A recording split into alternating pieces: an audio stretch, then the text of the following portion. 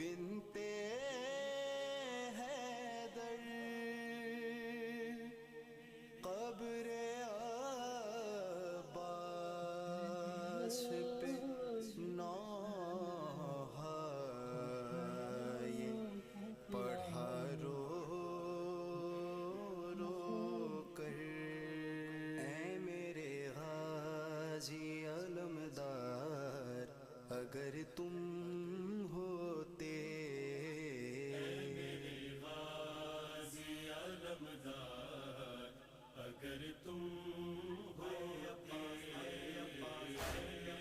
غازی علمدار اگر تم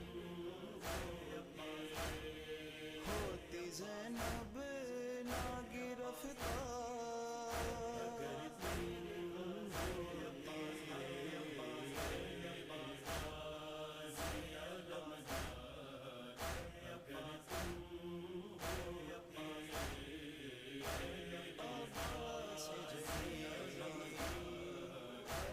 عباس جری نیزہ اکبر کے کلیجے پہ نہ لگتا بار میرا 18 برس والا نہ مرتا بار ثانیے ہے در کرار اگر تم ہوتے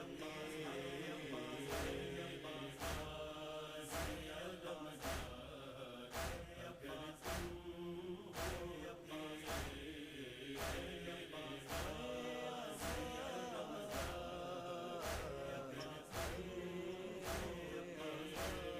سینہ شہ پہ جو آرام کیا کرتے تھے بوس جن کے شہ مظلوم لیا کرتے تھے زخمی ہوتے نہ وہ رخسار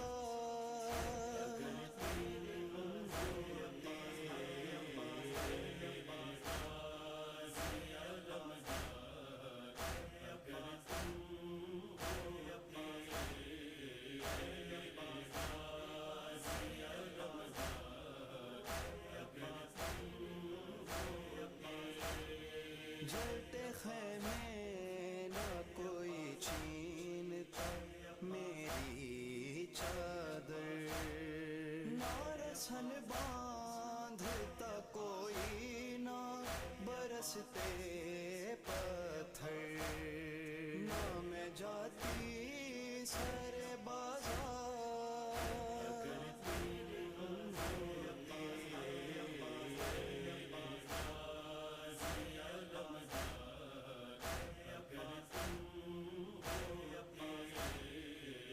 عباس جری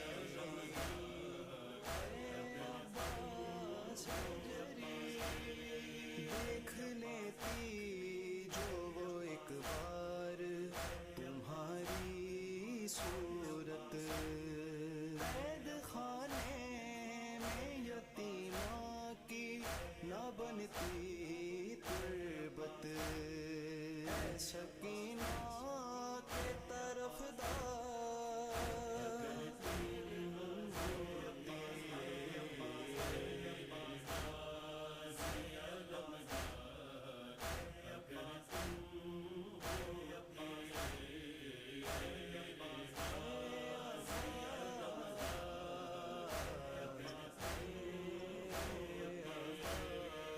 ایک ردا کے لیے محتاج نہ ہوتی بہنیں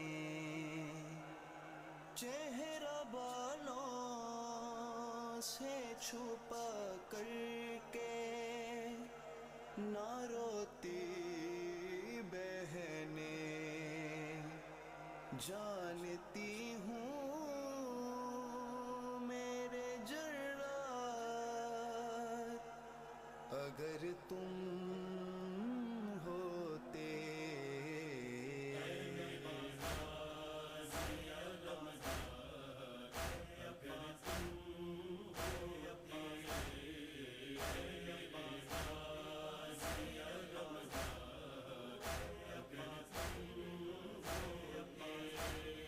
در سجاد کے آ کرنا لگاتا کوئی پشت عابد پہ بھی نیزانہ چبھاتا کوئی کانٹوں پہ نہ بیمار،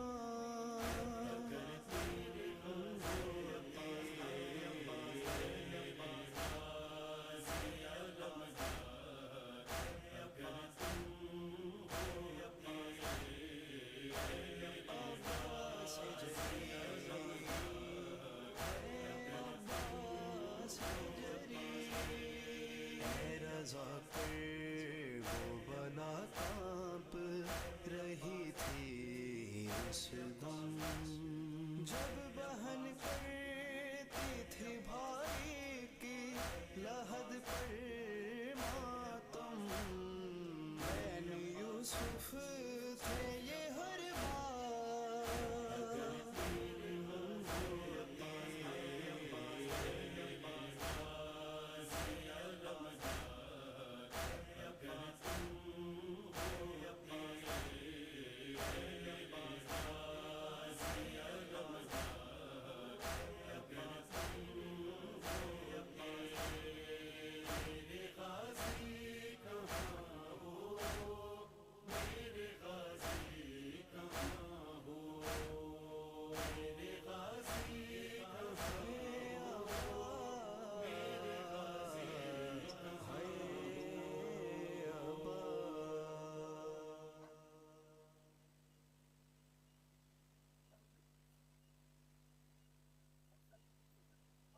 جدہ یہ آپ کا پوتا ہے میدان میں، زندہ کروں گا آپ کا نام دنیا میں، اور آپ کا بیٹا حسین تنہا بچا ہے وادی کربلا میں، ہو جاؤں گا کچھ دیر میں ان پہ فدا۔ یا حسین یا حسین یا حسین یا حسین یا حسین یا حسین یا حسین یا حسین، دیے ندا میں ہوں اکبر، کہتا ہوں قسم یہ کھا کر،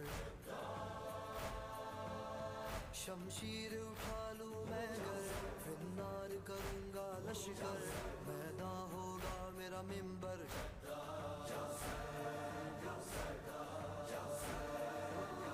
میدان جنگ میری عید ہے جب شور اٹھے گا، خون کی پیاسی شمشیر سے ظالم مارا جائے گا، ایک بھی دشمن اس سے بچ کر کے بھاگ نہ پائے گا، اپنی شمشیر زنی یہ پوتا اب دکھلائے گا، ان کو اب خیبر و خندق کی پھر یاد دلائے گا، ہر سامنے آنے والے کو موت کے گھاٹ اتارے گا، زندہ میں کروں گا نام آپ کا دادا، وعدہ ہے یہ میرا، زندہ میں کروں گا نام آپ کا دادا، وعدہ ہے یہ میرا۔ یا حسین یا حسین یا حسین یا حسین یا حسین یا حسین یا حسین یا حسین، جس نے حیدر کو نہ دیکھا دیکھے گا حیدر جلوہ، دشمن حیران رہے گا، ڈر سے پھٹ جائے گا سینہ، ہوگا نا ان کا سفینہ،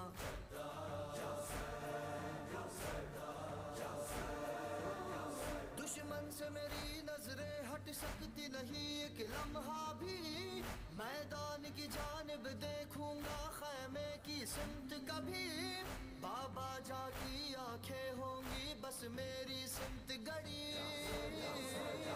خیمے سے لال کو اپنے دے گی دعائیں ماں میری، دشمن دیکھے گا اپنی موت میرے ہاتھوں سے ابھی، نیزہ ہو جائے گا ان کے خون سے خونی خونی، مجھ سے بزبانی شمشیر ہے کہتی ہے موت سبھی کی، میں ہوں اکبر، مجھ سے زبانی شمشیر ہے کہتی ہے موت سبھی کی میں ہوں اکبر یا حسین یا حسین یا حسین یا حسین یا حسین یا حسین یا حسین یا حسین محشر میں کروں گا برپا بڑھ بڑھ کے کروں گا حملہ میں اپنی جنگ کا جذبہ دکھلاؤں گا آپ کو دادا گاڑوں گا فتح کا جھنڈا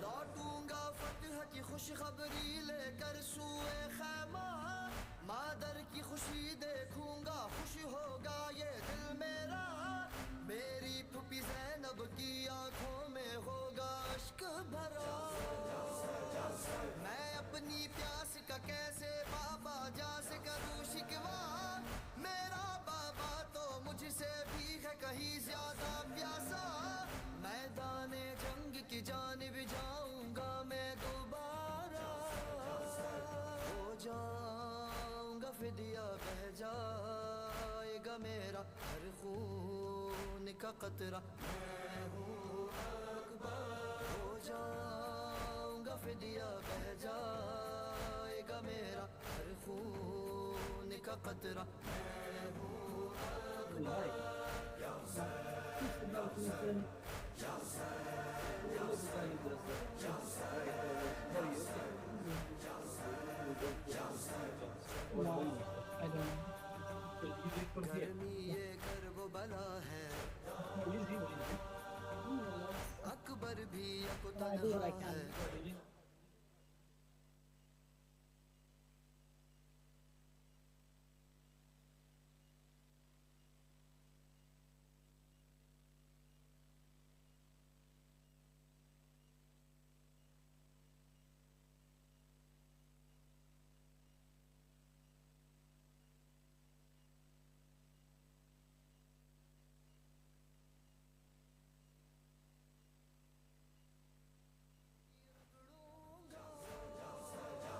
دشمن میں گھرا دیکھے گا مجھ کو جب میرا بابا گرتے پڑتے میرے لاشے کی جانب آئے گا رکھ دے گا اپنے زانوں پہ میرا سر خون سے بھرا غربت کا ہے لمحہ ہے بابا میرا زندہ مر جائے گا بیٹا میں ہوں اکبر غربت کا ہے لمحہ ہے بابا میرا زندہ مر جائے گا بیٹا میں ہوں اکبر یا حسین یا حسین یا حسین یا حسین یا حسین یا حسین یا حسین یا حسین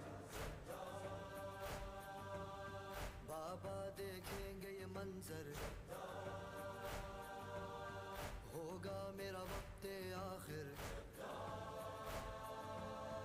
دنیا کو ودا میں کہہ کر پیوں بطفیل حیدر وہاں جا کے آب کوثر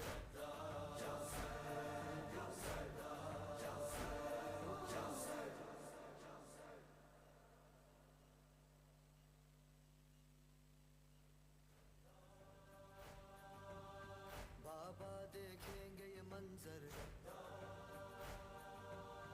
ہوگا میرا وقت آخر دنیا کو ودا میں کہہ کر پیوں بطفیل حیدر وہاں جا کے آب کوثر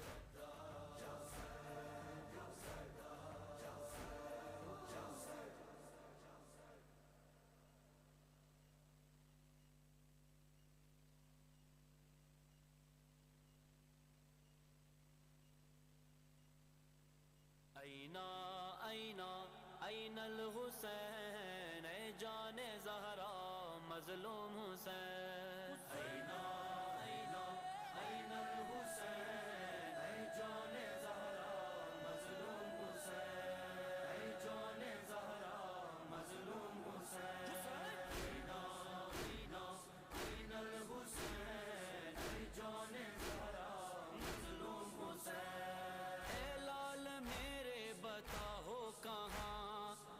جنت سے آئی ہوں سن لو فغاں، زہرا تھی کربل میں نوحہ کنا، شدت سے کرتی تھی غم کو بیاں، ماں کو دکھا دے تو چہرہ حسین، جان زہرا مظلوم حسین، اینا این الحسین، جان زہرا مظلوم حسین، اینا این الحسین، جان زہرا مظلوم حسین۔ سوچا نہ تھا ایسا ہوگا کبھی، بے مک نہ رہ جائے زینب میری، کس جرم کی یہ سزا مل گئی، قیدی بنے آج بنت علی، دشمن نہ سمجھے گا رتبہ حسین، جان زہرا مظلوم حسین، اینا این الحسین، جان زہرا مظلوم حسین، اینا این الحسین، جان زہرا مظلوم حسین۔ قاسم نہیں میرا اکبر نہیں، کون و محمد وہ اصغر نہیں، لاشیں ہیں بکھری مگر سر نہیں، سر پر سکینہ کے چادر نہیں، ہاں لٹ گیا تیرا کنبہ حسین، جان زہرا مظلوم حسین، اینا این الحسین، جان زہرا مظلوم حسین، اینا این الحسین، جان زہرا مظلوم حسین۔ کربل میں ہے ماں کے نالے حسین، آغوش احمد کے پالے حسین، رب کی رضا پانے والے حسین، اے مطمئن نفس والے حسین، اتنا ہے محکم یہ رشتہ حسین، جان زہرا مظلوم حسین، اینا این الحسین، جان زہرا مظلوم حسین، اینا این الحسین، جان زہرا مظلوم حسین۔ سینے پہ سونے کی عادی تھی وہ، اب خاک پر کیسے سوئے گی وہ، شام غریباں سے خائف تھی وہ، یہ کہہ کے مقتل کو جاتی تھی وہ، بستر ہے بابا کا سینہ حسین، اے جان زہرا مظلوم حسین، اینا این الحسین، جان زہرا مظلوم حسین، اینا این الحسین، جان زہرا مظلوم حسین۔ تیرا گلا بوسہ گاہ نبی، جس پر تھا شمشیر شمر شفیع، تیری بہاں دیکھتی رہ گئی، سر پیٹتی وہ یہ کہتی رہی، دنیا نہ بھولے گا سجدہ حسین، جان زہرا مظلوم حسین، اینا این الحسین، جان زہرا مظلوم حسین، اینا این الحسین، جان زہرا مظلوم حسین۔ زہرا بھی کربل میں غش کھا گئی، جب لاش اکبر نظر آ گئی، فریاد زہرا بلند ہو گئی، سر پیٹ کر وہ یہ کہنے لگی، ہو تسلیت ماں کے تشنا حسین، جان زہرا مظلوم حسین، اینا این الحسین، جان زہرا مظلوم حسین، اینا این الحسین، جان زہرا مظلوم حسین۔ اے خاک و خون میں میرا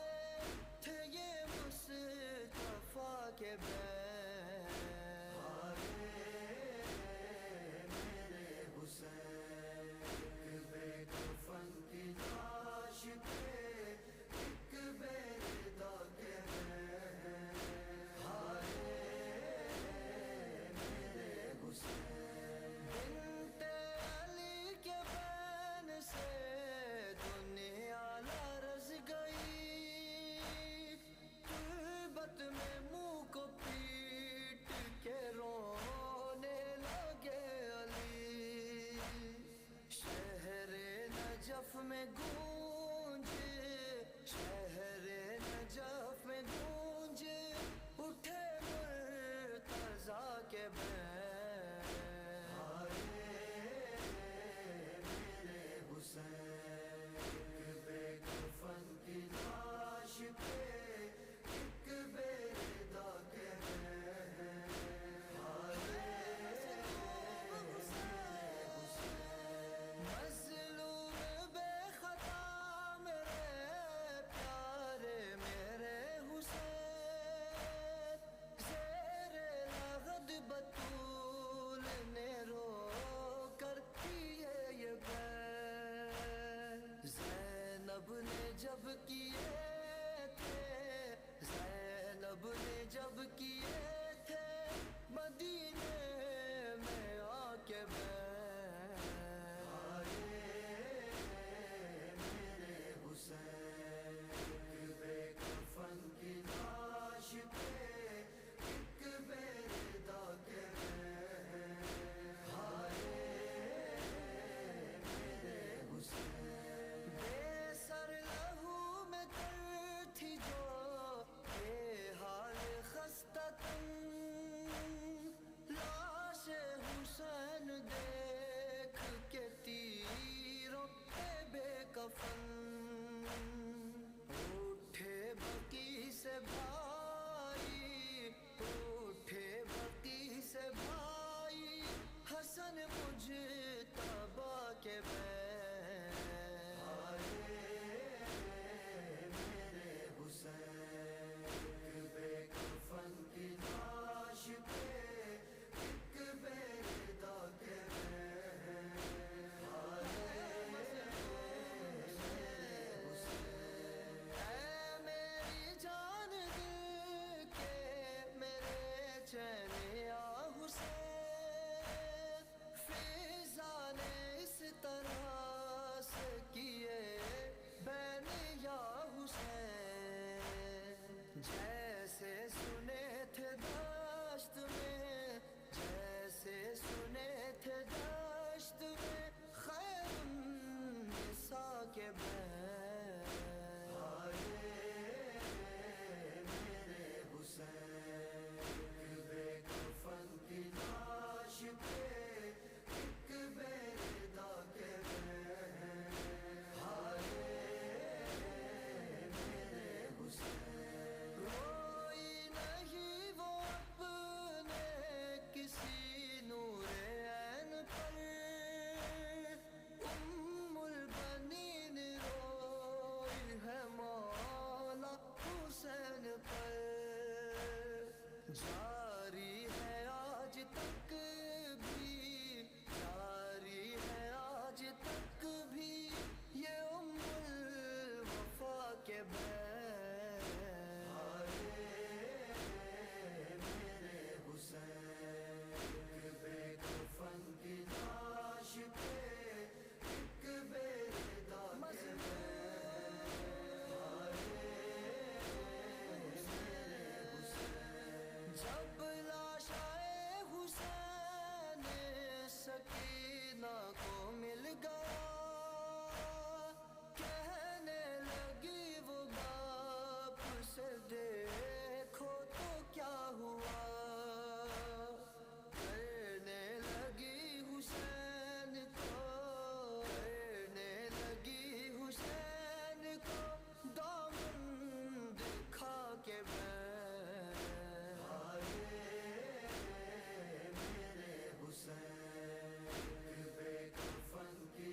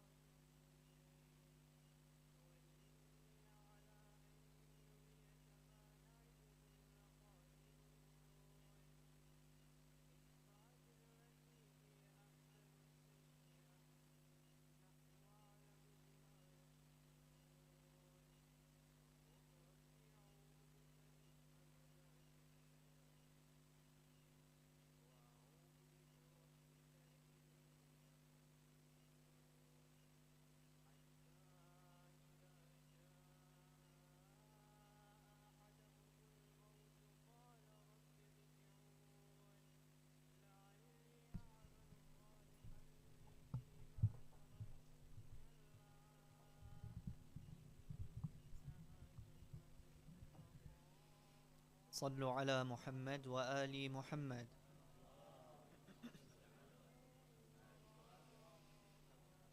أعوذ بالله من الشيطان الرجيم. بسم الله الرحمن الرحيم.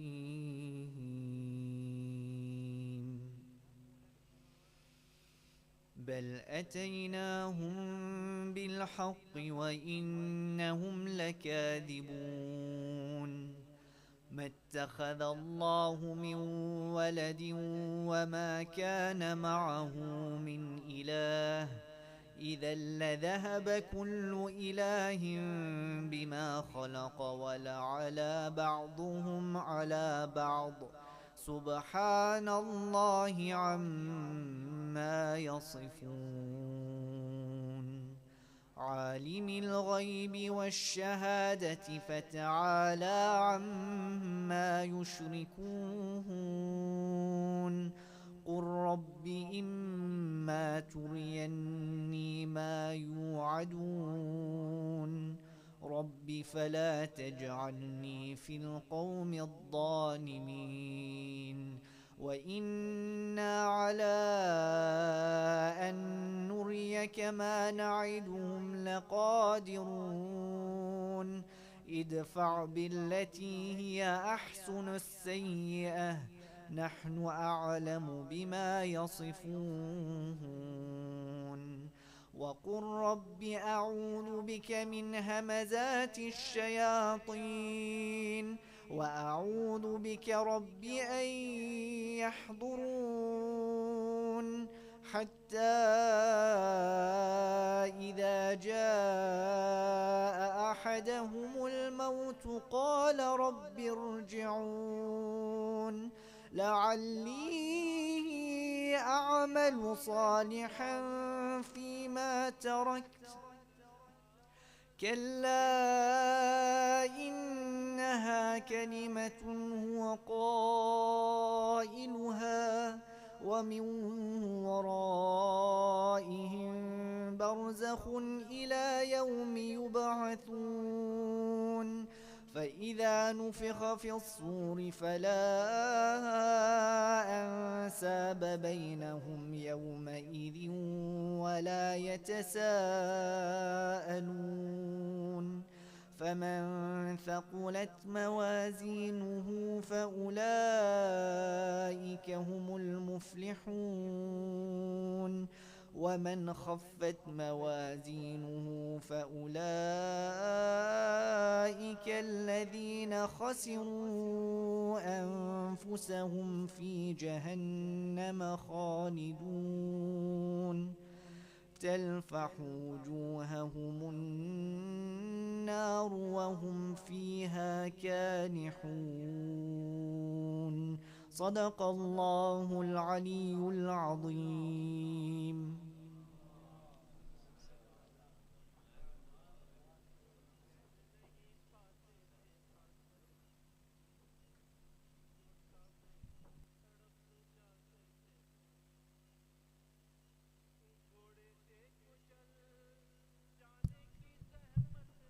صلوات.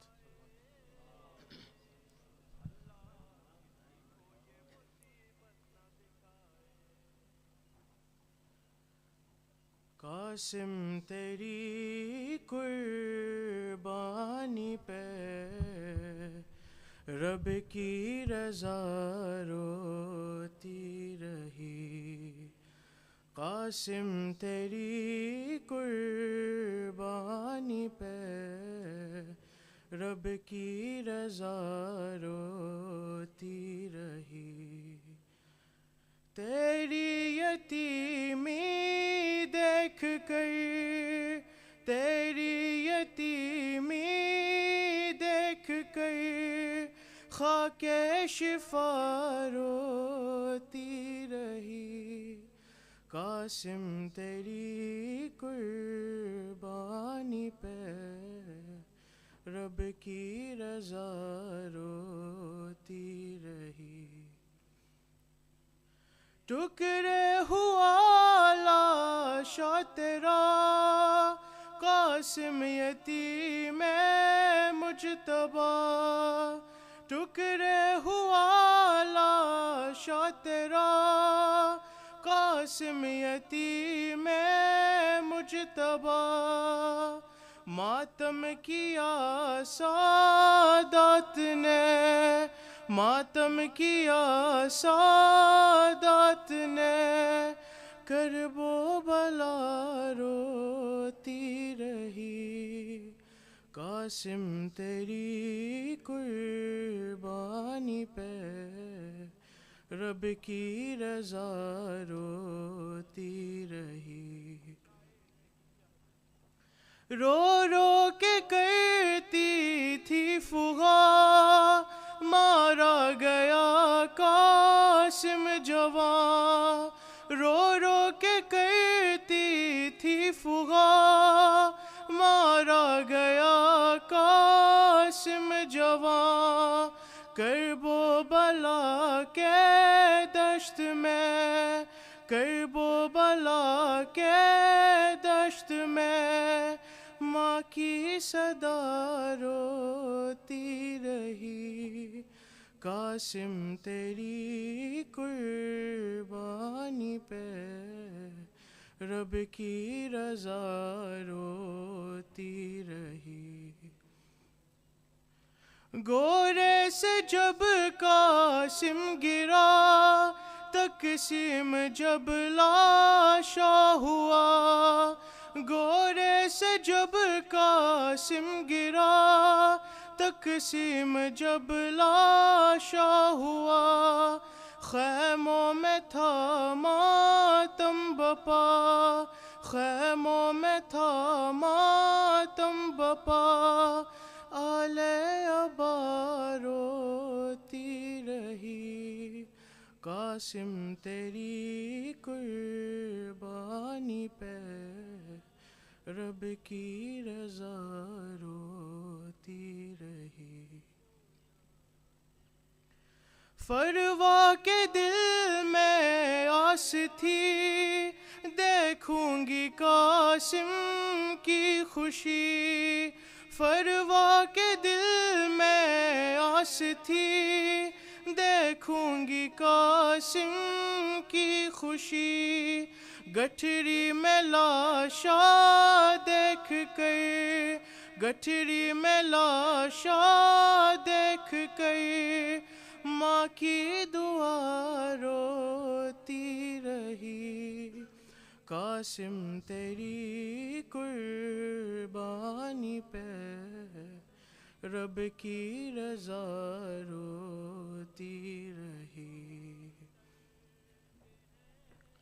خیموں میں جب گٹھری کھلی برپا قیامت ہو گئی خیموں میں جب گٹھری کھلی برپا قیامت ہو گئی ٹکڑے نظر آئے جنہیں ٹکڑے نظر آئے جنہیں سجدے میں ماں روتی رہی قاسم تیری قربانی پہ رب کی رضا روتی رہی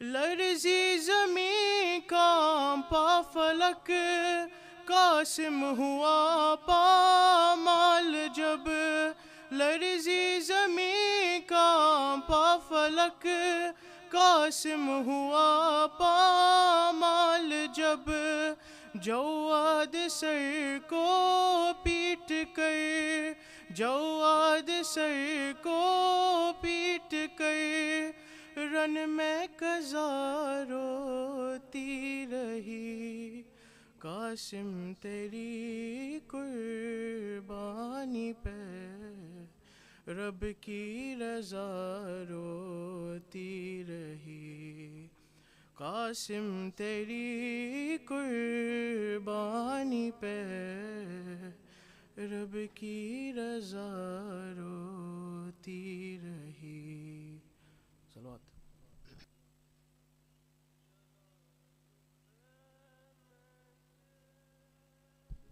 Brothers and sisters, Assalamu alaikum wa rahmatullahi wa barakatuh. Today, Tuesday, the 25th of July 2023, is the eve of the 7th of Muharram 1445. Quick announcement: you're requested to please recite Nawaz-e-Wahshat or Hadiya Mayit for Marhum Ghulam Raza Ibrahim Sharif of Dar es Salaam, who passed away and was buried today, and Marhuma Mansoura Bai Metani of Dallas, who passed away yesterday and was buried today. Al-Fatiha.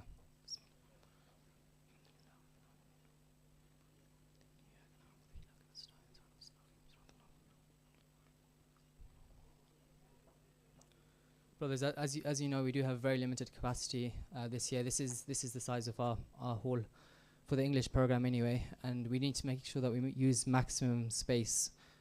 So with that in mind, if I can just ask, if you've got space in front of you, please move into that space with 3 salawat ala Muhammad wa ali Muhammad.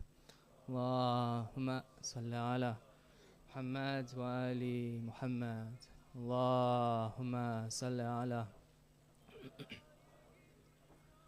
Allahumma salli ala Muhammad wa ali. This especially applies for those brothers in the back, because the brothers who will come later on in the program will come from that back entrance. So if you're sitting at the back, please stand up and just try and move as forward as possible, just to make as few disruptions during the program as possible. One more salawat ala Muhammad wa ali Muhammad.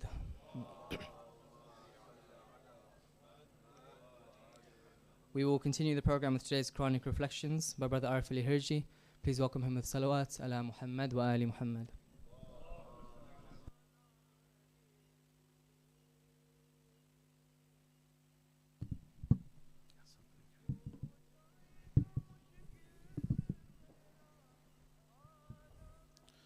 أعوذ بالله من الشيطان الرجيم بسم الله الرحمن الرحيم وبه نستعين إنه خير ناصر ومعين وصلى الله على سيدنا محمد وآل بيت الطيبين الطاهرين.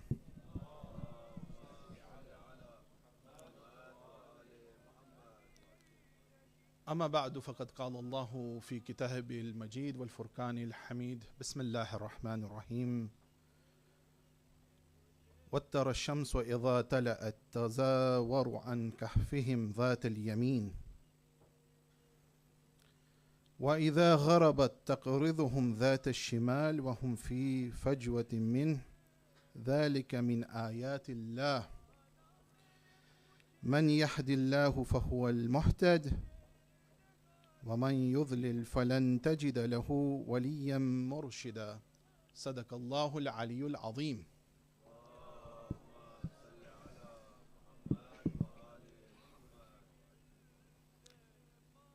Dear Shaykh, elders, brothers and sisters, dear children, youth, Assalamu alaikum wa rahmatullahi wa barakatuh.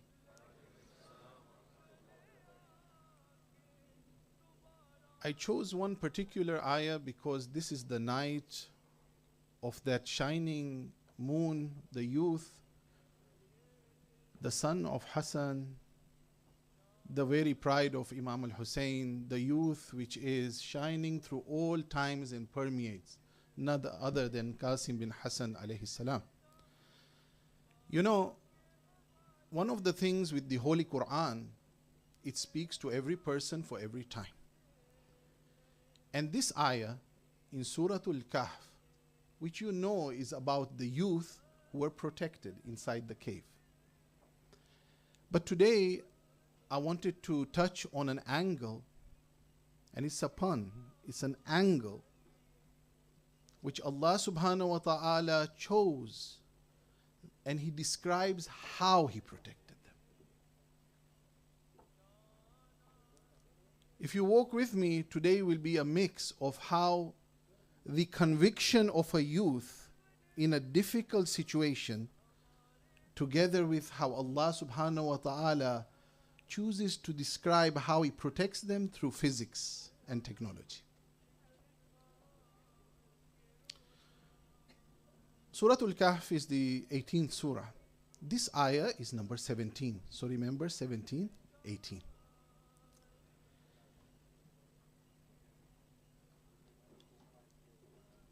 Before we go in on saying the protection, do you all know that the youth were under prosecution and the king was after them? And they went into where? The cave. I would like you to answer it, please. Yeah? Inshallah.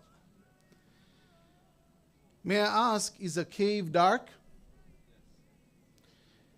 Is a cave fantastic for sleeping in? Is a cave something where it can become very hot if the sun comes in? You understand where I'm getting at? Now, if you look at this ayah, where Allah subhanahu wa ta'ala says that this sun, when it actually came, Allah subhanahu wa ta'ala uses the word tazawar. That He actually made the sun bend towards the right. I'm asking you, when the Quran was revealed, and before that, during the time, did people know specifically how to bend light like this?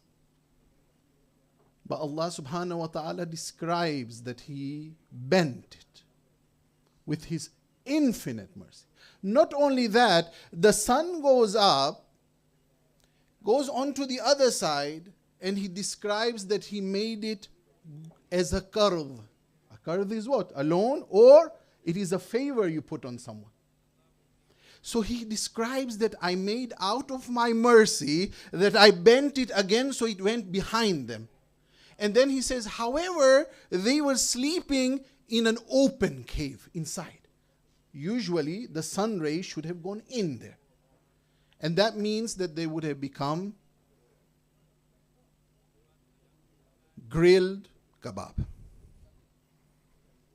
No joke, it's actually that. And Allah subhanahu wa ta'ala describes how He protected in this way. And then He calls Ayatullah. This is one of my miracles, is one of my signs. I can protect whomsoever I want. And then He says, the one who I protect is the protected. But the one who I'm not protecting, there will be no friend, no protector who can take care of him or her. I'm asking you, living in the West, every day a human being, a Muslim, a mu'min has got many challenges. At that point, we should think, how did Allah protect these youth when they came together? When they ran, He protected them. Inside the most unimaginable place. In 2023, we look at all the Nobel Prizes which have been given in physics, the electromagnetic waves. I'll give you one example. How many of you like potatoes? There is French fries, hash browns, baked potatoes. But all of them are potatoes. Yeah? When it comes to electromagnetic waves, sunlight, there is a visible spectrum and one which is invisible. There is one which is radio waves, which is scattered much further apart, sometimes yards, sometimes 100 meters apart. And then there is gamma rays on the other side, which is minimal. Allah subhanahu wa ta'ala speaks about a specific sun ray which comes and it's bent on one side, bent on the other side. When Quran and Allah subhanahu wa ta'ala speaks, we must use our imagination. That it doesn't matter what situation we're in, Allah can change it because He's the one who creates all the situation. The next ayah, Allah subhanahu wa ta'ala even says, He made them sleep, but then He used the word specifically about changing their position. He's so aware about how to protect someone that when they are asleep, I will change them to the right, I will change them to the left. Suddenly, one understands that when I even don't know how I should be protected, Allah protects me. So next time, when it comes to that moment, should I attend this gathering when haram is there? Should I shake this hand when I shouldn't shake the hand? Should I listen to this or not? When we take a step towards Allah subhanahu wa ta'ala, Allah creates a situation which we will be saved. Even He changes the laws of physics. And on that point, this youth who stands there on the land of Karbala, and he looks upon his uncle and he says, doesn't matter what, I'm here because Allah subhanahu wa ta'ala knows, and I know this is my role to play. Ahsantum. Assalamu alaikum wa rahmatullahi wa barakatuh.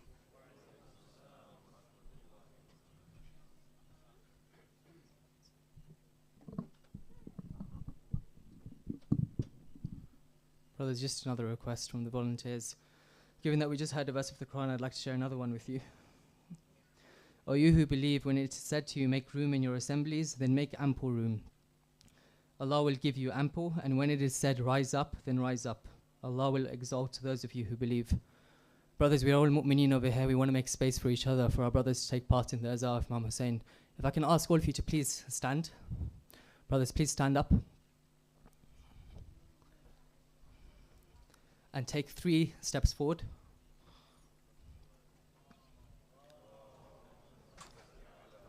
Muhammad wa Ali Muhammad.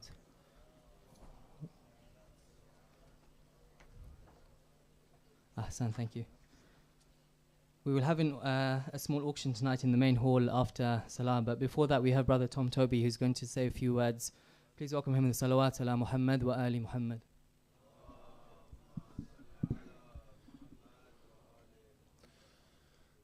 My brothers and sisters, Assalamu alaikum wa rahmatullahi wa barakatuh. I only have a very brief moment to speak before the really important things happen this evening.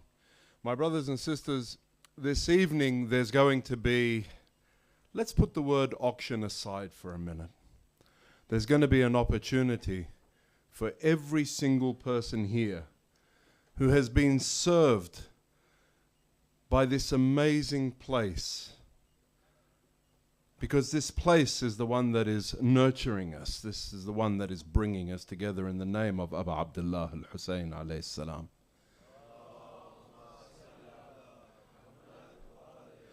So straight after Salah tonight, you are going to be able to give back to this incredible place.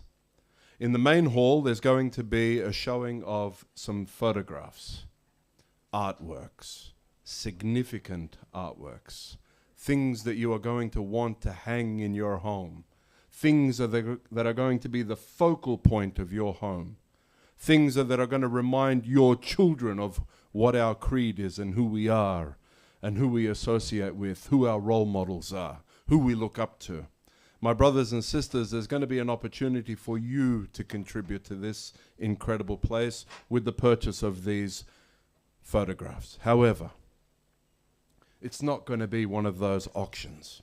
It's not going to be one of those things where we're yelling and screaming and laughing, and it's going to be an incredibly somber event.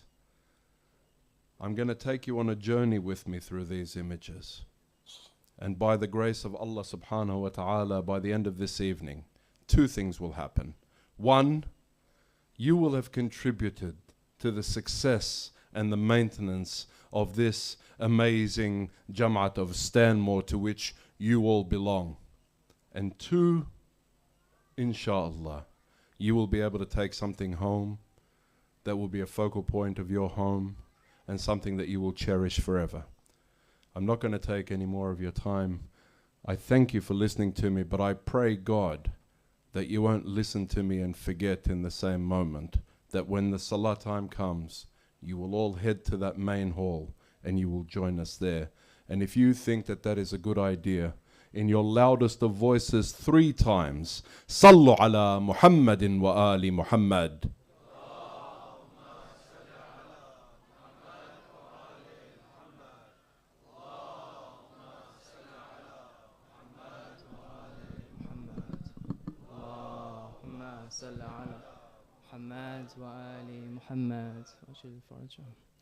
Brothers, our main lecture for tonight will be given by Shaykh Murtaza Bachoo. Please welcome him with salawat ala Muhammad wa Ali Muhammad. اللهم صل على محمد وآل محمد عظم الله لكم الأجر يا شيعة بقرب محرم وما هي إلا أيام وننادي يا حسين يا أبا عبد الله عظم الله لك الأجر يا رسول الله ويا أمير المؤمنين ويا فاطمة يا سيدتي نساء العالمين إنا لله وإنا إليه راجعون. بالله من الشيطان الرجيم. بسم الله الرحمن الرحيم. الحمد لله رب العالمين. الحمد لله الذي لا يبلغ مدحته القائلون ولا يحصي نعماءه العادون ولا يؤدي حقه المجتهدون. ثم الصلاة والسلام على أشرف الأنبياء والمرسلين سيدنا وحبيب قلوبنا وطبيب نفوسنا أبي القاسم المصطفى محمد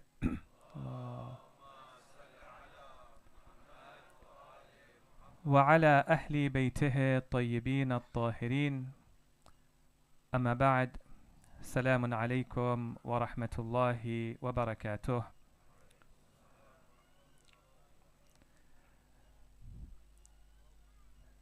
One of the main roles of the Prophet of Allah was to unlock the human potential. And Allah subhanahu wa ta'ala tells us in the Quran that his role is to remove your burdens and to unshackle those things which are holding you back.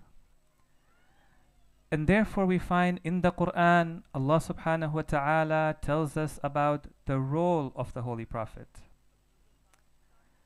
And he says that the Prophet of Allah plays three important roles in your life. Allah says in Surah Al-Jum'ah, هو الذي بعث في الأميين رسولا منهم يتلو عليهم آياته. He is the one who has sent amongst the unlettered people from amongst them somebody who recites the signs of God for them. So the Prophet is the conduit that receives the revelation, and the Prophet is the conduit that communicates the revelation. That's his first role. وَيُزَكِّيهِمْ, and he purifies them. He mentors them. He nurtures them. That's his second role. Right? And the third one, وَيُعَلِّمُهُمُ الْكِتَابَ وَالْحِكْمَةِ, and he teaches them the book and he teaches them the wisdom. So the Prophet of Allah plays three important roles. In his first role, he receives the Quran and he communicates it to us. His second role is the role of a teacher. The Prophet himself used to say, إِنَّمَا بُعِثْتُ مُعَلِّمًا. Allah subhanahu wa ta'ala has sent me as a teacher, meaning that I am not here to impose my ideas upon you. I am here to teach these ideas to you. And his third role is the role of a murabbi. A murabbi is a mentor, a nurturer. And we find that there is a difference between a teacher and a nurturer. There's a difference between teaching and nurturing. There are some things we can teach. There are some things which are very important, but we can't teach them. They're very important, but they just can't be taught. For example, Aqidah is something that can be taught. Yes? Iman is something that cannot be taught. You can teach beliefs to somebody. You cannot teach him to have faith. Allah tells the Holy Prophet, no matter how much you want, you cannot force them to become believers. Ethics is something that can be taught. Character is something that cannot be taught. History is something we can teach. Identity is something that we can we cannot teach. Ahkam is something that can be taught. Ubudiyya and servitude is something that will not be taught. And therefore you find there are some things that need to be taught and there are some things that need to be nurtured. Aqeedah, what we learn at the madrasa, our beliefs, our ethics, our laws, our history, those are things we can learn. Our character, our faith, our identity, our servitude to God, that's something that needs to be nurtured within us. So what do we understand from this? We understand that I, as a human being, in my life, I need a teacher, but as a human being in my life, I also need a mentor and a trainer as well. Okay? Now tonight, the question we're going to be asking is, who are our teachers? And do we have the teachers and the mentors that we need in our lives? This evening, we're first going to zoom out to see the bigger picture, and then we're going to zoom in to see what is our duty and our responsibility. Our journey tonight is going to begin at the shores of America. Around the turn of the 17th or 18th century, around 500,000 slaves were brought from Africa to the shores of America. It is estimated that around 150,000 of these slaves would have been Muslims because they came from West Africa and they came from North Africa. Historical records show us that these slaves, they prayed and they fasted and they recited the Quran, and some of them established Salatul Jama'ah in their plantations. There are in fact historical records that also tell us that some of them established Salatul Jumu'ah in their plantations as well.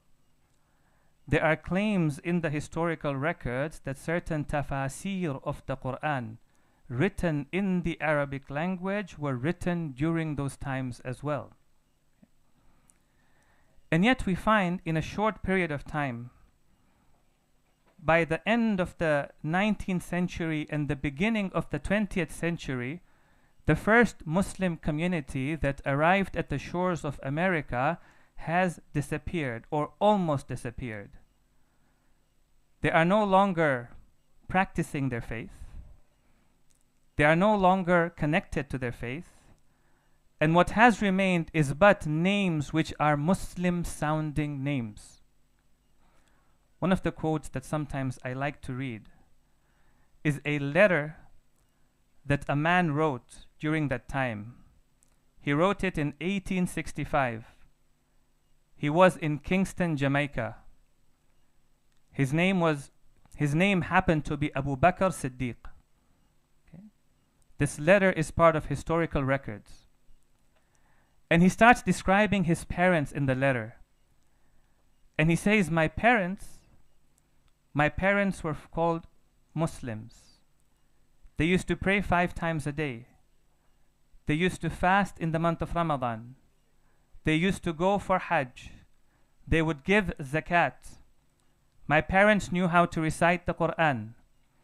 And my parents were people who did not eat any food except that which they slaughtered themselves. The consumption of wine was an abomination to them. Engaging in relationships outside of marriage was also an abomination to them. And my parents were people, he mentions this in the letter, my parents were people who gave a lot of importance to how they raised their children. But he says, I am lost to all of these advantages from the time I became a slave. Okay? And he says, I am now become corrupt. And I beg God that he should guide me to the faith that is good for me. And he knows what is in my heart. The question we want to ask over here is, why did this community disappear? And why did it wither away?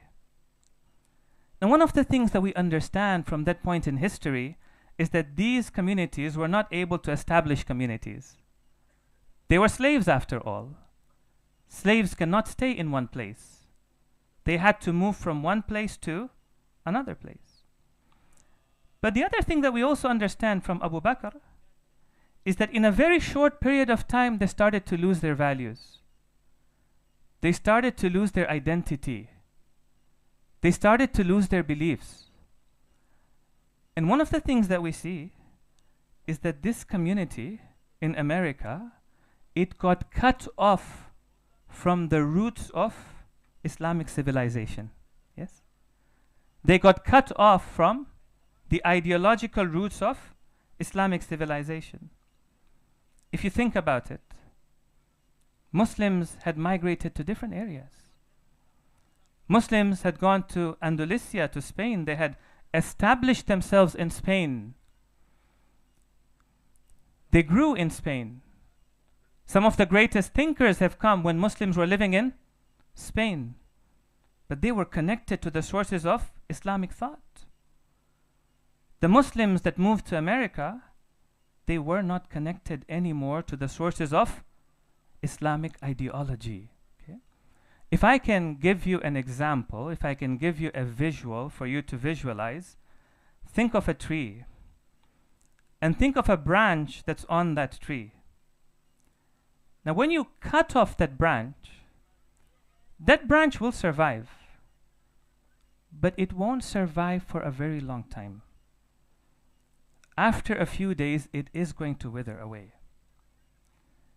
As a community, when we came out of the traditional lands of the Muslimin, it's like that branch was separated from the tree.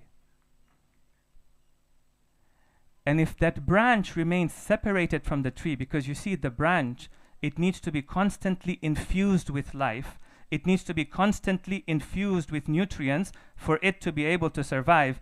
If our communities are not being constantly infused with knowledge and with the Islamic tradition, then we will survive. But we will survive for a very short time. There is no doubt that after a while, we're going to wither away as well. So the question is, how are we connected? How are we connected to the sources of Islam? To the sources, to the roots of Islam, to our ideological roots, to the hawza ilmiya that we have. Now, alhamdulillah, many of us are connected through books, which is a good thing. The books come to us, we read these books. Some of us are connected through letters.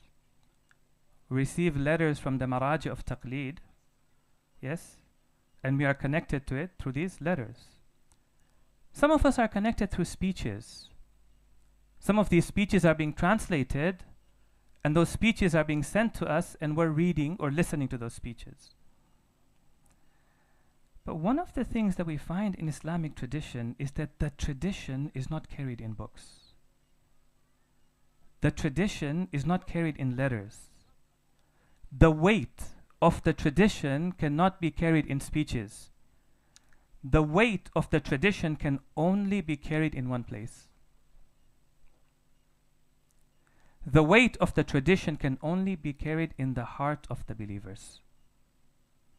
And therefore you find in Islamic history, knowledge was not taught through books. Knowledge was not taught through letters.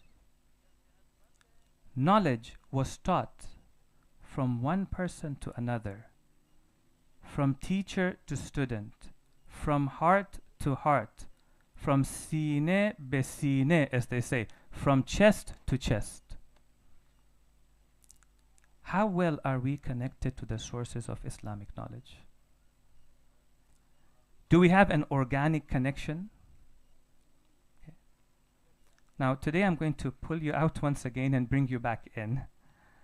It's important for us to be able to understand what is happening in our society. Sometimes we're just becoming consumers of our society. Or if we have an understanding of what's happening, sometimes it's a very superficial understanding. We need a more in-depth understanding. So you might notice that nowadays in our societies, we're beginning to dehumanize the public space. dehumanize the public space. So those things that human beings used to do, we're happy for machines now to do those things for us, isn't it? And from machines, we're now going to AI. And sometimes, even as a community, we're okay with it. We don't anticipate what are going to be some of the unintended consequences of these actions. So to give you a simple example now, is that in the past, when a person had to go and buy grocery, they went to the grocer, they had a very close relationship with the grocer, isn't it? Half the time spent at the grocery store was spent doing what?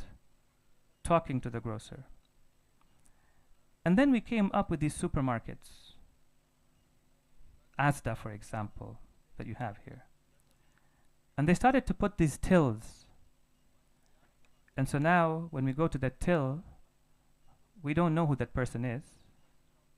But still, we might say hello to them. We might ask them, how's the weather today? So there is this human-to-human what? Interaction. Then these corporations made these decisions for us. How much they are driving our lives. And they're making decisions for how we should be living our lives. They decided that, well, we're going to get self-checkout tills. Yeah? And now you've got one person manning 10 self-checkout tills. Right? So even that greeting, hi and hello, no longer happens. Look at the dehumanization of our spaces. Okay? Now if you go to Seattle, south of Vancouver, there's a grocery store there. I think it's run by Amazon. When you walk in there, AI recognizes you. And when you go and pick something from the shelf, there is an array of cameras. They pick up what you have picked up. And if you put something back, they also recognize what you have put back. And when you are done shopping, what do? Just walk out of the door, and even before you have reached your car, the receipt is in the email for you. You do not even have to talk to anybody. Why would we do this to our public spaces? We then complain that mental health issues are on the rise. Well, obviously mental health issues are going to be on the rise. One of the main reasons why mental health issues are on the rise is because of the breakdown of community and because of the breakdown of family. About a week ago, I read in the news that in Sweden, now they are bringing cashiers back to the till. And in some of the stores over there, they've put a cashier where seniors and elderly people can go there and they'll find somebody who's willing to talk to them. So what do? We create a systemic problem and then we put a band-aid solution to it. The same idea now, dehumanizing of our public spaces, now we're bringing that into our educational space as well. And education is also becoming what? Dehumanized. Yes? So for example, in the past, if I had a question, I would go and ask somebody that question. Then came a time when I have a question, I say to myself, I'll ask Google. I don't have to talk to anybody. I'll ask ChatGPT, for example. Right? Even when you go to universities nowadays, what is the nature of the relationship between the professor and the student? Is it really a teacher-student relationship? Or is it a producer-consumer relationship? You give this to me, and in return, I'm going to do what? I'm going to pay you. Dehumanizing of our educational space. Okay? Nowadays, I even notice that professors will put up their recordings. You don't have to go to class. You listen to those recordings. At the end of the term, you give your exam. You're done. And sometimes we think in the community that the way to learn Islam is also this way. this is not in line with our tradition. In our tradition, the centrality is with the teacher. In our tradition, the centrality is with the carrier of knowledge. And the example for this in the Quran is the example of Prophet Musa. When he tells Allah subhanahu wa ta'ala, I want to learn something, Allah tells him, then you have to go and find a Musa is Kalimullah. God speaks to him. Musa is Ulul Azmi min ar-Rusul, one of the great prophets of God. And yet Allah tells him, you have to go and find a teacher. So Musa goes, he finds the teacher, and he says to the teacher, قَالَ هَلْ أَتَّبِعُكَ عَلَىٰ أَن تُعَلِّمَنِي مِمَّا عُلِّمْتَ رُشْدًا صَلُّوا عَلَىٰ مُحَمَّدٍ وَآلِ مُحَمَّدٍ.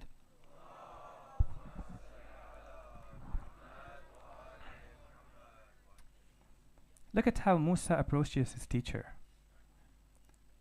Musa alayhi salam says to Khidr, he says, do you allow me to follow you? He doesn't say to him, will you teach me? He says, will you allow me to follow you, to spend time with you, to be with you, to formulate a bond with you, because learning requires a bond between the teacher and the student. عَلَىٰ أَن تُعَلِّمَنِي مِمَّا عُلِّمْتَ. He appreciates the role of the teacher. Look at how he's expressing it.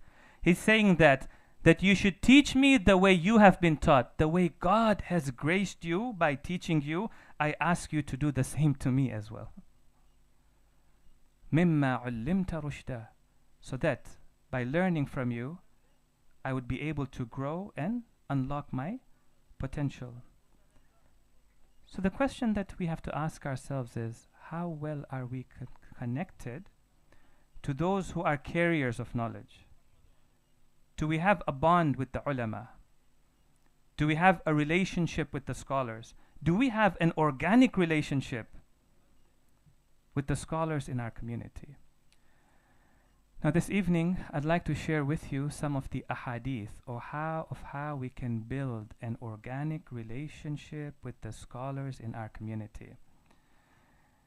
And I'm sharing this with you, and I can share this with you because I'm only going to be your guest for 7 more days. So there's no self-interest in this for me to be sharing it with you. I'm sharing this with you first and foremost to remind myself that this is how I should build my bond with the great scholars of Islam. And secondly, I'm sharing this with you because alhamdulillah, as a community, I see that you are blessed. You're blessed with Shaykh Anwar Ja'far, who is a scholar in your community. May Allah subhanahu wa ta'ala protect him for you. And I see that alhamdulillah, this community is blessed with so many young brothers who have gone to Qom, who have gone to Hawza Ilmiya, and they are now coming back as scholars in the community. And I see that the community is also benefiting from them. And I pray that you continue to benefit from them. But let's start by looking at the ahadith that we have from the Ahlul Bayt in how we can build our bond and our relationship with the ulama, and how we can be continuously infused from the sources of Islamic ideology. The first set of ahadith that we have is about doing the ziyarah of the ulama, going to visit the scholars in their homes. The second set of ahadith that we have is about mujalasatul ulama'i, sitting and gathering with the scholars. In fact, you find that in Usul al-Kafi there is an entire bab, there is an entire chapter where Shaykh Gulaini has titled it Babu Mujalasatil Ulama'i, the chapter of the, for example, importance of sitting with the scholars, wa musahabatihim, and also to be in their company as well. Okay. So this hadith that I'm going to narrate for you, this hadith is from Imam al-Sadiq alayhi afdalus salati was salam. Allahumma salli ala Muhammad wa ali Muhammad. In this hadith, the Imam is quoting Luqman. Luqman used to speak to his son. and Luqman was known to give advice to his son. So Luqman says to his son, Ya bunayya, my dear son, Jalisil ulama, sit in the gatherings of the ulama. So this doesn't just mean that sit in the majlis of the ulama. It means when you sit, when you gather, sit next to the scholars. وَزَاحِمْهُمْ بِرُكْبَتَيْكَ. This word زَاحِمْهُمْ comes from the word zahma. Inshallah, Shaykh Anwar won't mind me sharing this with you because it's going to create zahma for him. وَزَاحِمْهُمْ, and give zahmat to them. Burden them a little bit. Trouble them a little bit. بِرُكْبَتَيْكَ, with your knees. So the way that's been interpreted is that you should sit down as a student in front of scholars. The other way it's been interpreted is fill the empty spaces. Your knees should be very close to their knees. وَزَاحِمْهُمْ بِرُكْبَتَيْكَ. So the first thing that we see in the ahadith is that we need to have a very close relationship with our scholars. We need to have conversations with our scholars. We need to be sitting down with our scholars. Our relationship should not be limited to the mimbar. Our relationship should not be limited to Baytul Salah. The relationship should be a genuinely organic relationship with the scholars. The third one, listening to the speech of the scholars. In this hadith, the first Imam says, Amirul Mu'mineen alayhi afdalus salati was salam.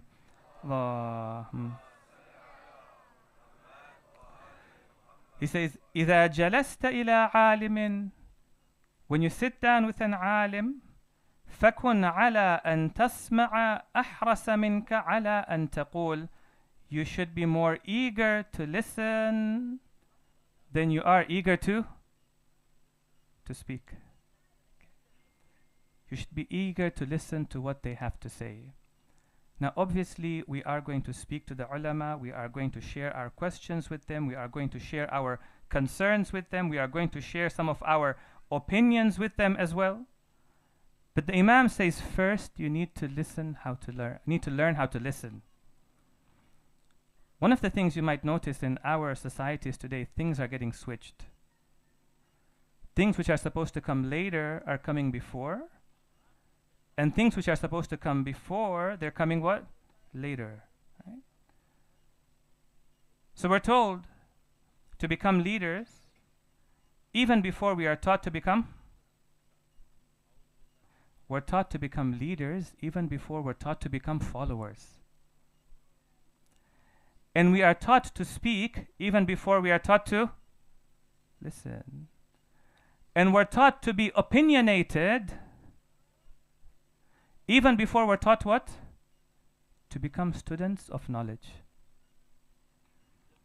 A person first has to become a student of knowledge. He has to consume knowledge. And then after a while, he can start developing his own opinions. Today, everybody is being taught to have an opinion about everything. It's okay to have an opinion, but now we want to impose that opinion. And it's natural for today. I'm going to take you back a few nights. If you remember, we spoke about some of the changes happening in our society. And we have to be able to understand what's happening in our society from its roots. If you remember, we say that we're no longer seeing truth and reality from the immaterial world. Yes? We're no longer seeing reality from the material world. We're only seeing reality now through the lens of our feelings. So the important change that's happening is that experts of the material world, we don't listen to them. Experts of the immaterial world, we don't listen to them. The people who have become experts in everything is who? If everything is defined by our feelings, that we have become the experts. Right?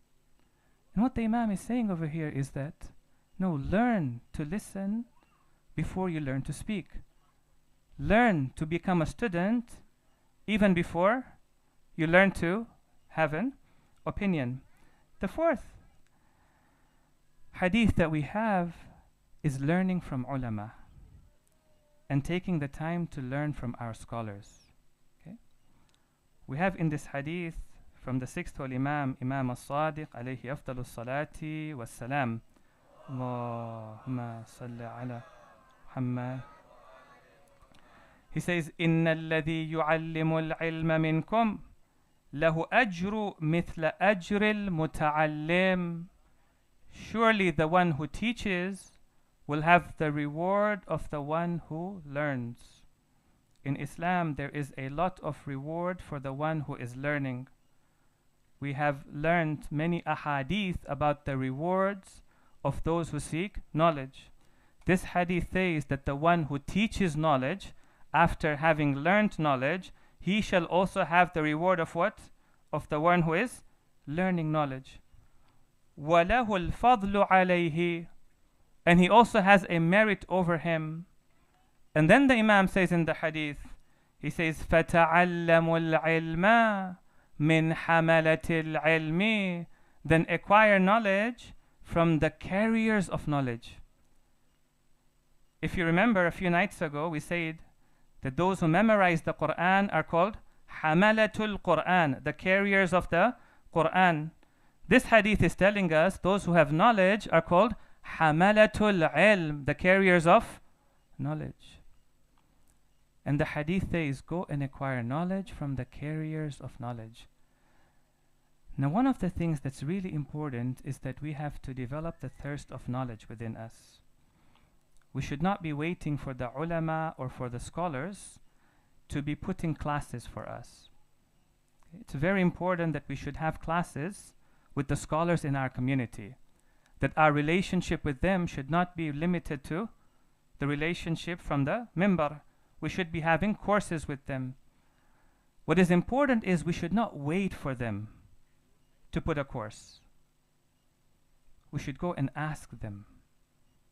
We should request from them. We should ask from them that they should teach us in these courses. The last hadith that we have that I'd like to share with you this evening is the importance of doing mashwara with the ulama. Sallu ala Muhammadin wa ali Muhammad.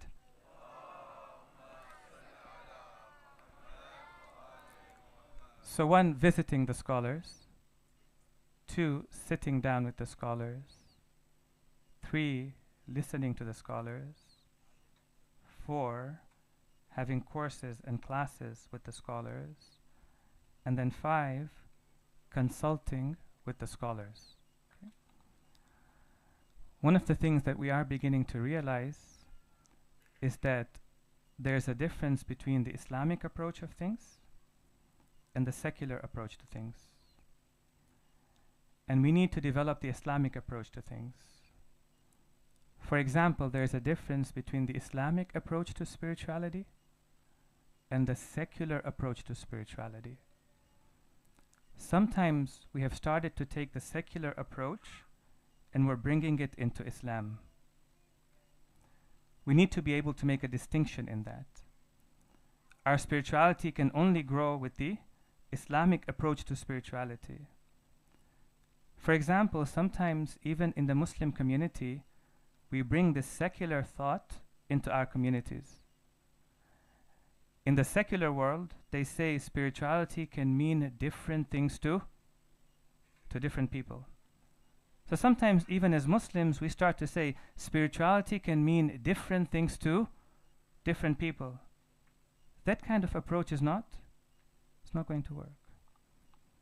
There's an Islamic approach to building family, and there's a secular approach to building family. Now, we're starting to read books.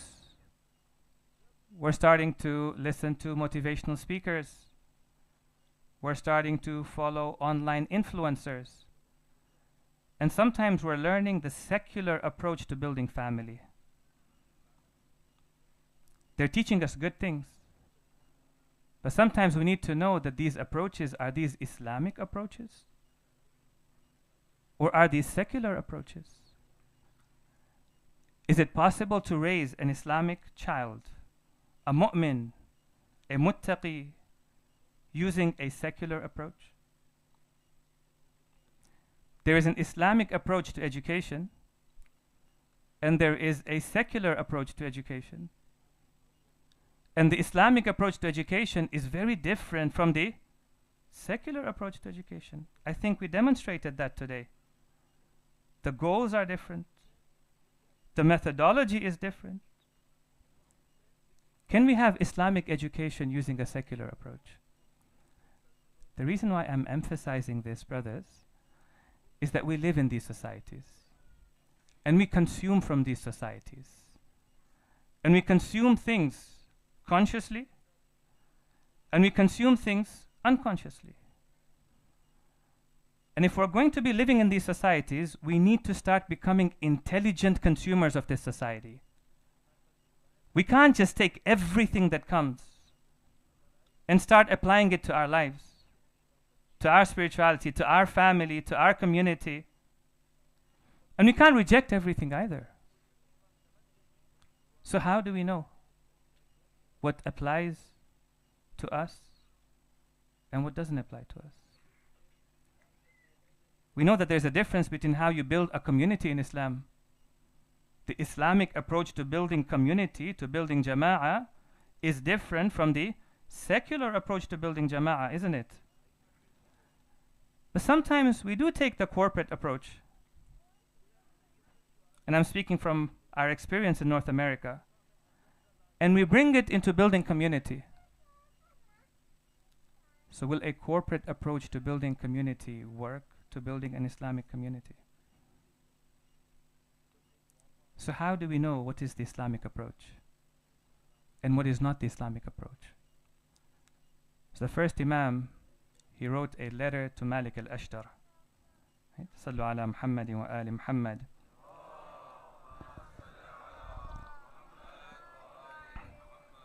This is the famous letter where the Imam tells him that people are of two types. Yes, they are either your brothers in faith, or if they don't have that rank and status of being your brothers in faith, then at least they are like you in humanity.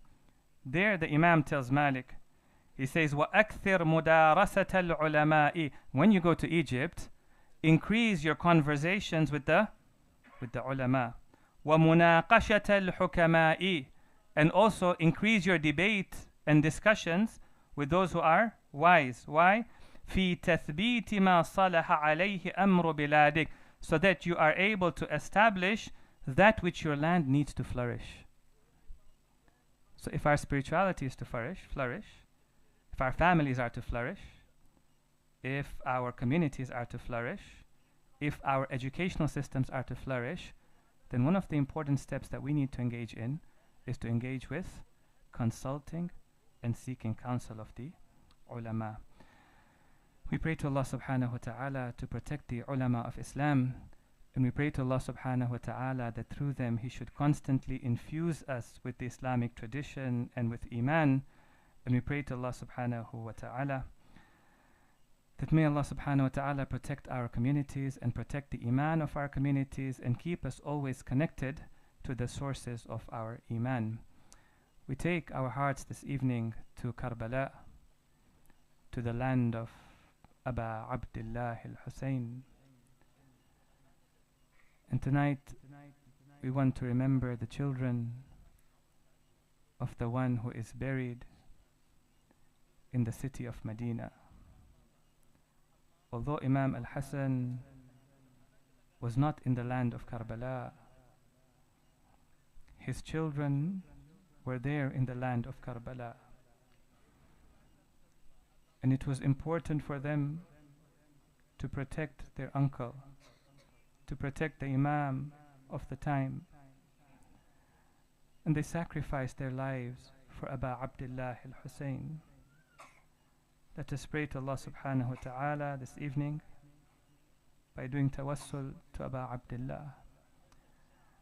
Ya Aba Abdullah, Ya Hussein ibn Ali, أيها الشهيد يا ابن رسول الله، يا حجة الله على خلقه، يا سيدنا ومولانا، إنا توجهنا واستشفعنا وتوسلنا بك إلى الله وقدمناك بين يدي حاجاتنا يا وجيها عند الله اشفع لنا يا وجيها عند الله اشفع لنا عند. On the night of Ashura, the sons of Imam al-Hassan, they see the companions pledging their loyalty to Aba Abdullah al-Hussein. And Qasim ibn al-Hassan, he also sees the companions are pledging their loyalty to Aba Abdullah al-Hussein. When Imam al-Hussein had turned off the lights and the companions had pledged their loyalty to him, he said to each and every one of them that tomorrow you are going to be martyred in the plains of Karbala. Tomorrow you are going to become shaheed in the plains of Karbala. When Qasim hears this, he comes to his uncle and he says, "Oh, my dear uncle, Ya Aba Abdullah, am I also going to be martyred tomorrow in the plains of Karbala?" The Imam says to him, "O Qasim, tell me one thing.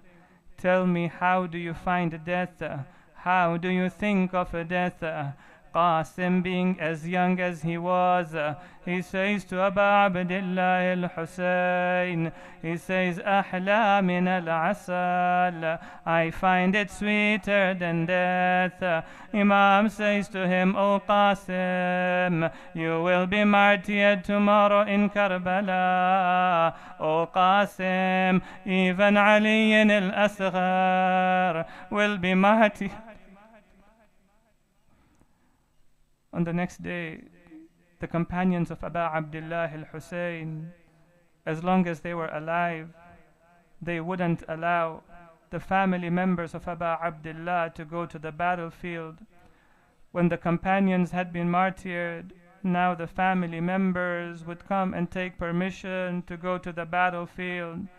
Ali al-Akbar came first to take permission, and Imam al-Hussein immediately gave permission to him. But the narrator says, whenever Qasim would come to seek permission, Imam al-Hussein would not give permission to him.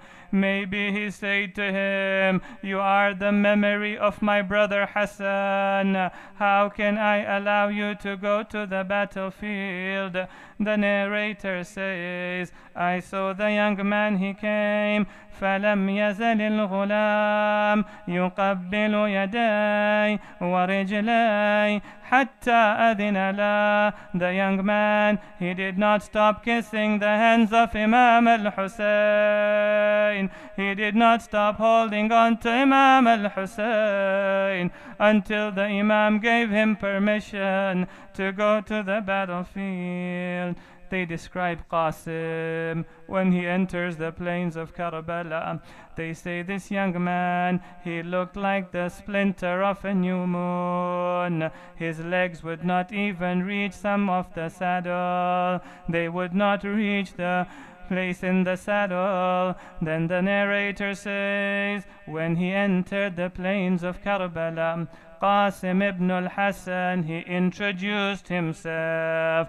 He let them know that he is the son of Imam al-Hassan. And he said, "In tankiruni فأنا ابن الحسن سبط النبي المصطفى والمؤتمن." If you don't know me, I am the son of Al-Hassan, the grandson of Rasulullah.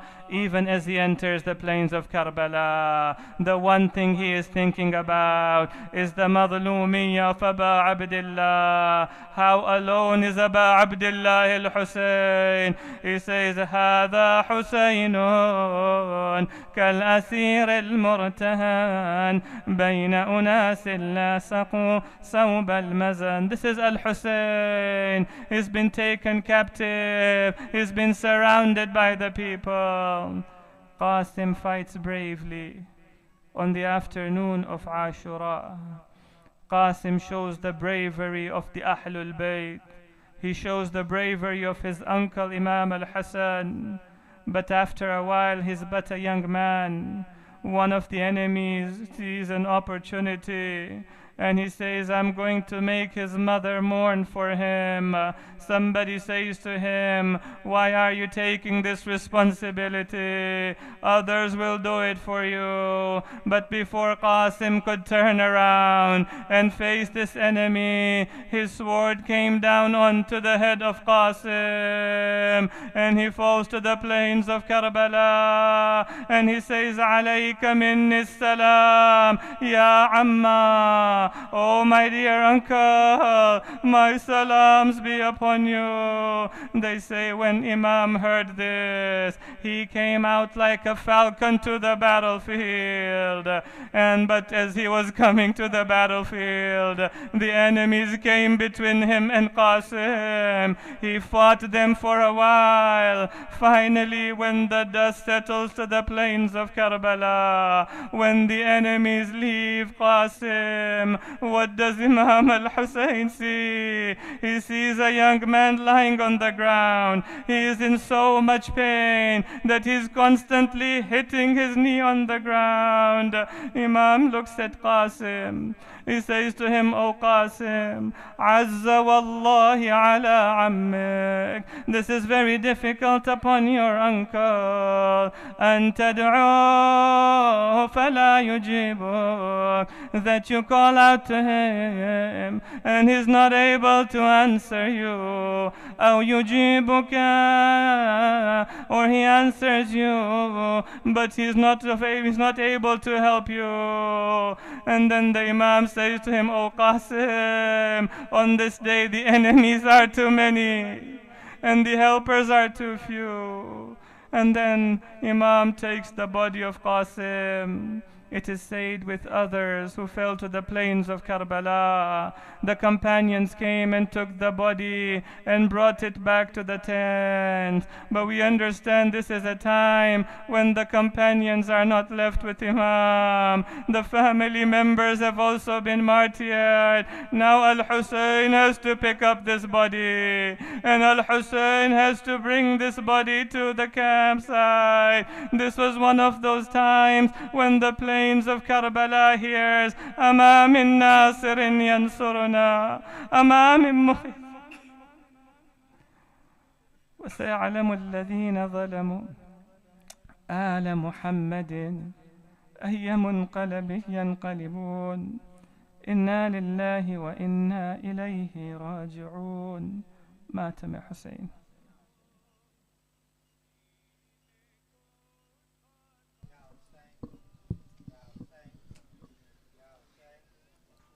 लाशा कासिम का नजर आया,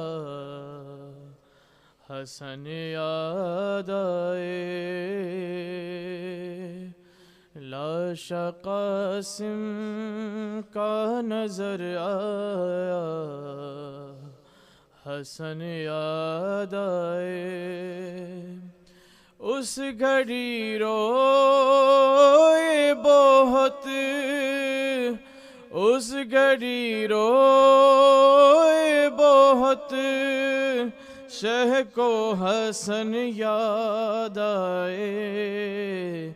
लाशा कासिम का नजर आया, हसन याद आए। फैज़ शबीर जो कासिम का जनाजा लाए, फैज़ शबीर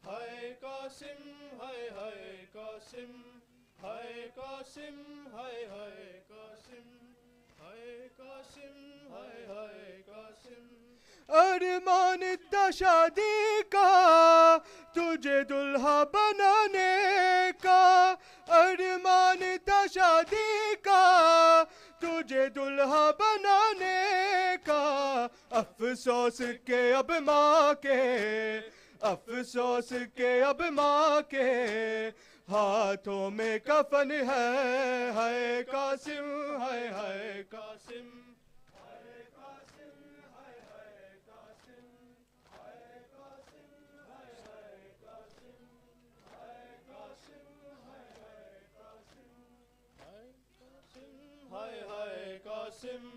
ہائے قاسم، ہائے ہائے قاسم. دورائے گئے گورے معصوم کے لاشے پہ، دورائے گئے گورے معصوم کے لاشے پہ، بکھرا ہوا کربل میں، بکھرا ہوا کربل میں، قاسم تیرا تن ہے، ہے قاسم، ہے قاسم، ہے قاسم، ہے قاسم، ہے قاسم، ہے قاسم، ہے قاسم، ہے قاسم، ہے قاسم، ہے قاسم، ہے قاسم، ہے قاسم. دورائے گئے گورے معصوم کے لاشے پہ، دورائے گئے گورے معصوم کے لاشے پہ، بکھرا ہوا کربل میں، بکھرا ہوا کربل میں، قاسم تیرا تن ہے قاسم، ہے قاسم، ہے قاسم، ہے قاسم، ہے قاسم، ہے قاسم، ہے قاسم، ہے قاسم، ہے قاسم، ہے قاسم، ہے قاسم، ہے قاسم. بیٹا ہے کہا تو اب آواز مجھے دینا، بیٹا ہے کہا تو اب آواز مجھے دینا، ٹکڑوں کو جمع کرتا، ٹکڑوں کو جمع کرتا، ہے شاہ زمن ہے قاسم، ہے قاسم، ہے قاسم، ہے قاسم.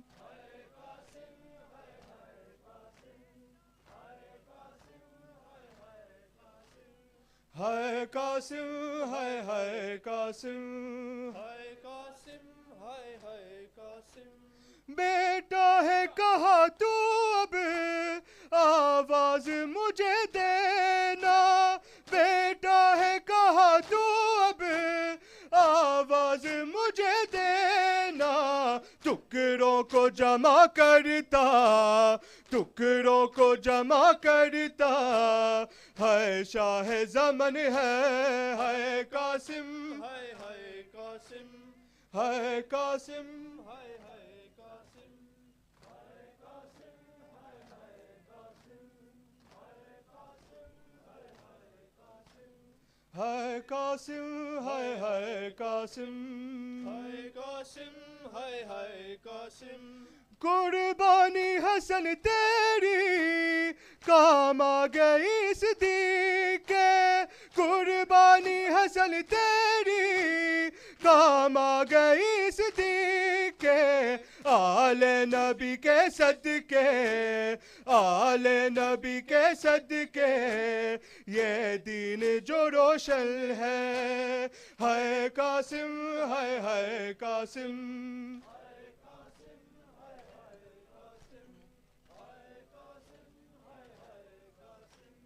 ہے قاسم، ہے قاسم، ہے قاسم، ہے قاسم.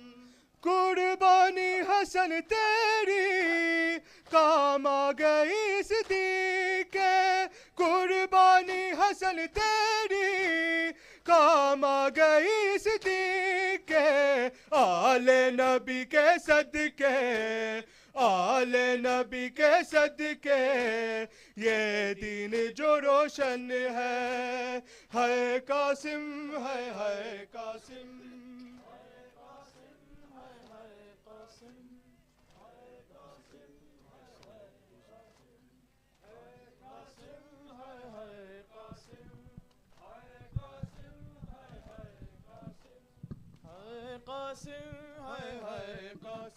ظلم و ستم کی انتہا ہے یہ کربلا ہے یہ کربلا ہے ظلم و ستم کی انتہا ہے یہ کربلا ہے یہ کربلا ہے ظلم و ستم کی انتہا ہے یہ کربلا ہے یہ کربلا ہے ظلم و ستم کی انتہا ہے یہ کربلا ہے یہ کربلا ظلم و ستم کی انتہا ہے یہ کربلا ہے یہ کربلا ہے ظلم و ستم کی انتہا ہے یہ کربلا ہے یہ کربلا ہے ظلم و ستم کی انتہا ہے یہ کربلا ہے یہ کربلا سب پڑھو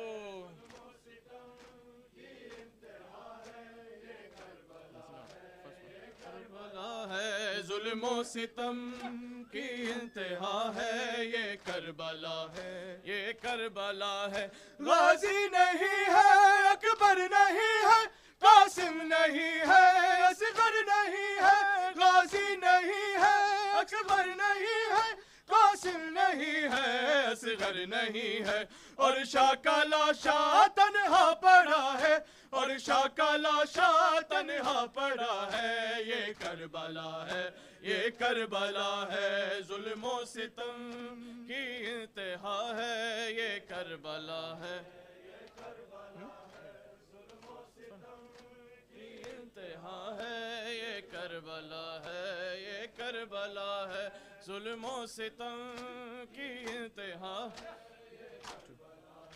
یہ کربلا کر کے دفن معصوم اصغر شبیر روئے ننھی قبر پر کر کے دفن معصوم اصغر شبیر روئے ننھی قبر پر اصغر کے خون سے چہرہ بڑا ہے اصغر کے خون سے چہرہ بڑا ہے یہ کربلا ہے یہ کربلا ہے ظلم و ستم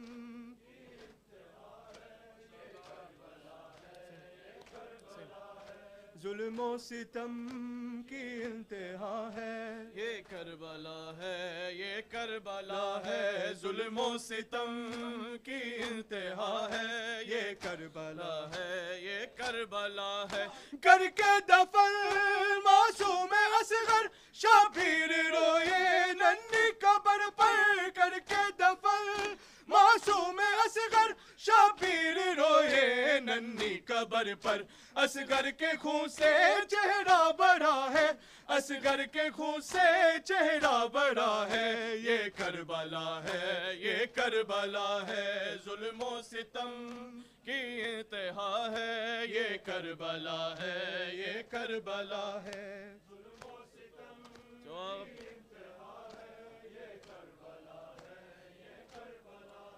ظلم و ستم کی انتہا ہے کربلا ہے یہ دونوں جہاں مٹھی میں جس کے مقتل میں پیاسا شبیر ہے وہ دونوں جہاں مٹھی میں جس کے مقتل میں پیاسا شبیر ہے وہ حلمن کی تنہا دیتا صدا ہے حلمن کی تنہا دیتا صدا ہے یہ کربلا ہے یہ کربلا ہے ظلم و ستم کی انتہا ہے یہ کربلا ہے یہ کربلا ہے ظلم و ستم کی انتہا ہے یہ کربلا ہے یہ کربلا ہے ظلم و ستم یہ کربلا ہے دونوں جہاں مٹھی میں جس کے مقتل میں پیاسا شبیر ہے وہ دونوں جہاں مٹھی میں جس کے مقتل میں پیاسا شبیر ہے وہ، حل مل کی تنہا دیتا صدا ہے، حل مل کی تنہا دیتا صدا ہے، یہ کربلا ہے، یہ کربلا ہے، ظلم و ستم یہ کربلا ہے، یہ کربلا ہے، ظلم و ستم کی انتہا ہے، ظلم و ستم یہ کربلا ہے، مقتل میں ہے جو فخر یوسف، ہم شکل احمد ہے نام اکبر، مقتل میں ہے جو فخر یوسف، ہم شکل احمد ہے نام اکبر، سینے میں اس کے ٹوٹی سینہ ہے، سینے میں اس کے ٹوٹی سینہ ہے، یہ کربلا ہے، یہ کربلا ہے، ظلم و ستم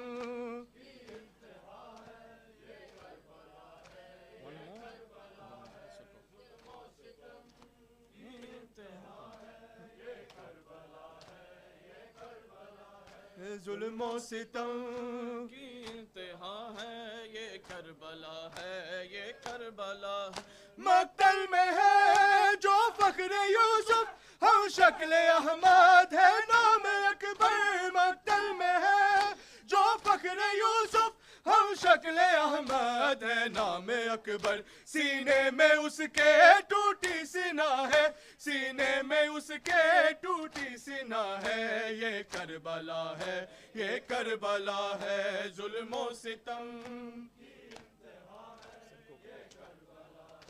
یہ کربلا ہے، ظلم و ستم کی انتہا بلا ہے، ظلم و ستم کی انتہا ہے، یہ کربلا ہے، یہ کربلا ہے، یا حسین یا حسین یا حسین یا حسین یا حسین یا حسین یا حسین سب مل کے یا حسین یا حسین یا حسین سر کو کٹا کے دین پہ، سر کو کٹا کے دین پہ، خود کربلا میں کر دیا تو نے حسین، یا حسین یا حسین یا حسین یا حسین یا حسین یا حسین یا حسین یا حسین سر کو کٹا کے دین پہ، سر کو کٹا کے دین پہ، خود کربلا میں کر دیا تو نے حسین، یا حسین یا حسین یا حسین یا حسین یا حسین خالق تیرا ممنون ہے، خالق تیرا ممنون ہے مرتضیٰ اور فاطمہ کے نور ہے، یا حسین یا حسین یا حسین یا حسین یا حسین یا حسین یا حسین یا حسین محمد و آل محمد صلوات. Brothers, please be seated for Ziyarat Ashura.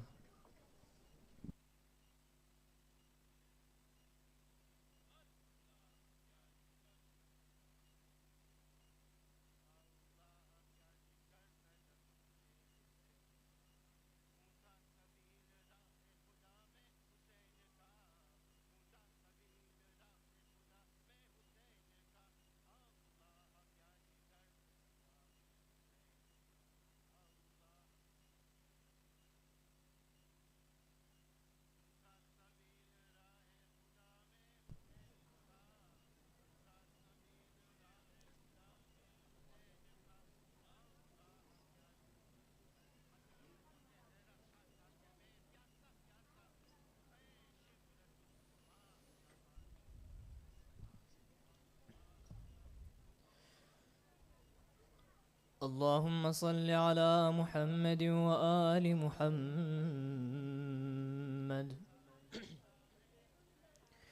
بسم الله الرحمن الرحيم.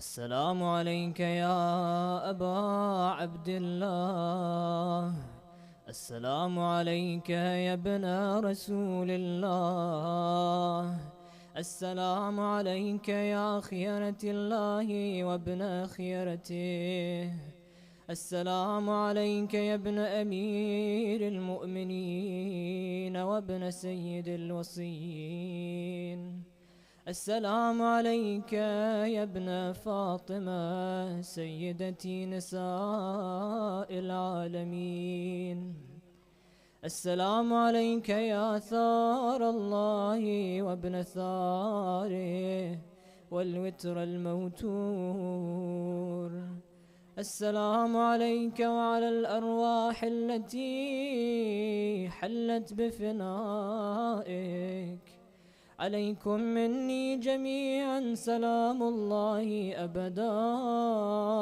ما بقيت وبقي الليل والنهار. يا أبا عبد الله،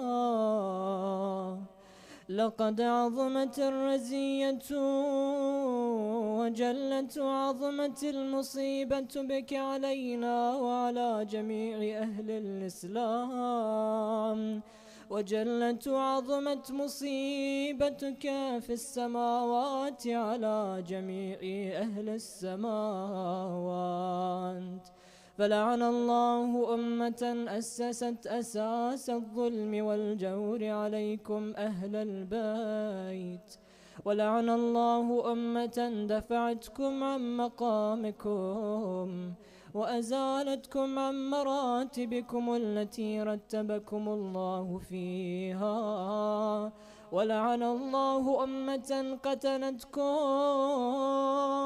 ولعن الله الممهدين لهم بالتمكين من قتالكم. برئت إلى الله وإليكم منهم ومن أشياعهم وأتباعهم وأوليائهم. يا أبا عبد الله، إني سلم لمن سالمكم وحرب لمن حاربكم إلى يوم القيامة. ولعن الله آل زياد وآل مروان، ولعن الله بني أمية قاطبة، ولعن الله ابن مرجانة، ولعن الله عمر بن سعد، ولعن الله شمرا، ولعن الله أمة أسرجت وألجمت وتنقبت لقتالك. بأبي أنت وأمي، لقد عظم مصابي بك، فأسأل الله الذي أكرم مقامك وأكرمني بك أن يرزقني طلب ثارك مع إمام منصور من أهل بيت محمد صلى الله عليه وآله. اللهم اجعلني عندك وجيها بالحسين عليه السلام في الدنيا والآخرة.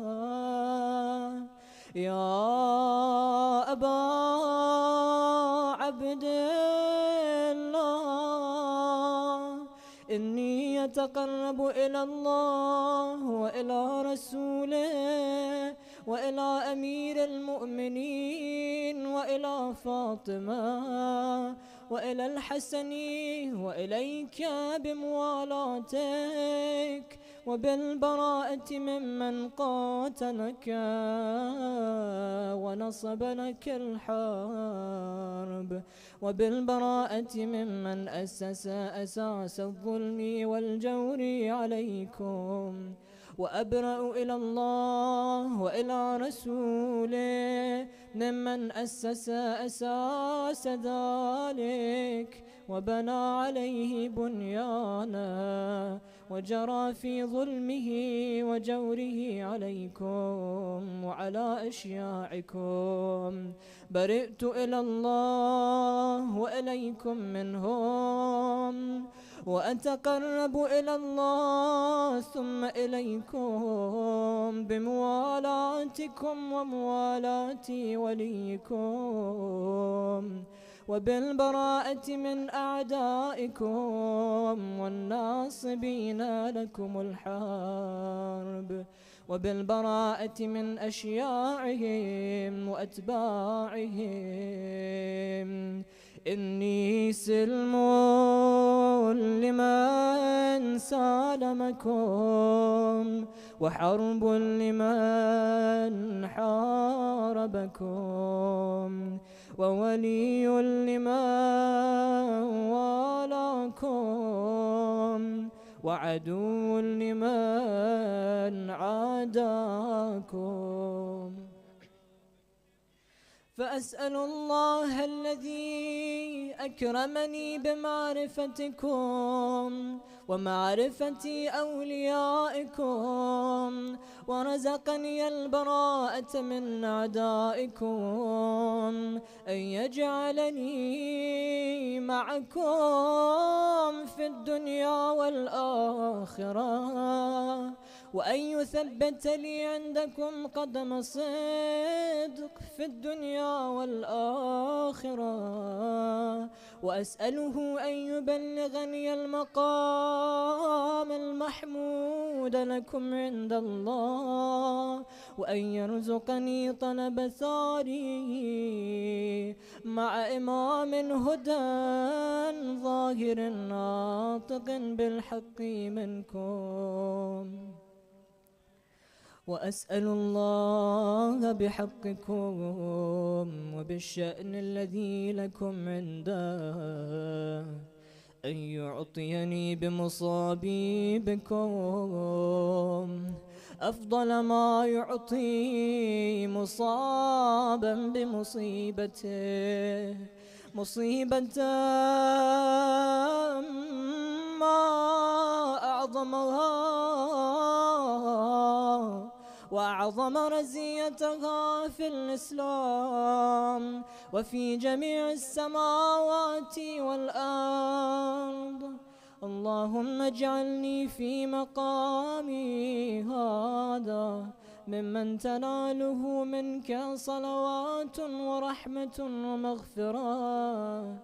اللهم اجعل محياي محيا محمد وآل محمد، ومماتي ممات محمد وآل محمد. اللهم إن هذا يوم تبركت به بنو أمية وابن آكلة الأكباد، اللعين ابن اللعين، على لسانك ولسان نبيك صلى الله عليه وآله، في كل موطن وموقف وقف فيه نبيك صلى الله عليه وآله. اللهم لعن أبا سفيان ومعاوية ويزيد بن معاوية، عليهم منك اللعنة أبد الآبدين. وهذا يوم فرحت به آل زياد وآل مروان بقتلهم الحسين صلوات الله عليه. اللهم فضاعف عليهم اللعن منك والعذاب الأليم. اللهم إني أتقرب إليك بذكرك. اللهم إني أتقرب إليك في هذا اليوم وفي موقفي هذا وأيام حياتي بالبراءة منهم واللعنة عليهم وبالموالاة لنبيك وآل نبيك عليه وعليهم السلام. اللهم لعن أول ظالم ظلم حق محمد وآل محمد وآخر تابع له على ذلك. اللهم لعن العصابة التي جاهدت الحسين وشايعت وبايعت وتابعت على قتله. اللهم لعنهم جميعا. السلام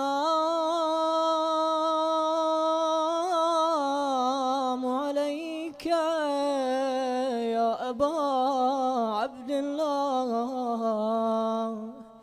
وعلى الأرواح التي حلت بفنائك. عليك مني سلام الله أبدا ما بقيت وبقي الليل والنهار، ولا جعله الله آخر العهد مني لزيارتكم. السلام على الحسين وعلى علي بن الحسين وعلى أولاد الحسين وعلى أصحاب الحسين. اللهم خص أنت أول ظالم باللعن مني وابدأ به أولا، ثم العن الثاني والثالث والرابع.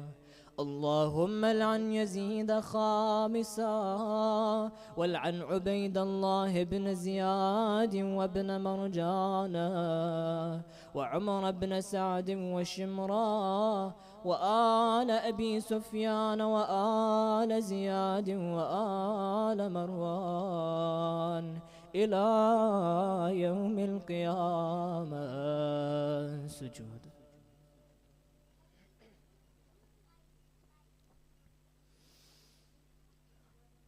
اللهم لك الحمد حمد الشاكرين لك على مصابهم.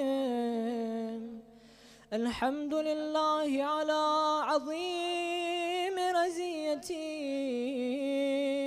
اللهم ارزقني شفاعة الحسين يوم الورود، وثبت لي قدم صدق عندك مع الحسين وأصحاب الحسين الذين بذلوا مهجهم دون الحسين عليه السلام. اللهم صل على محمد.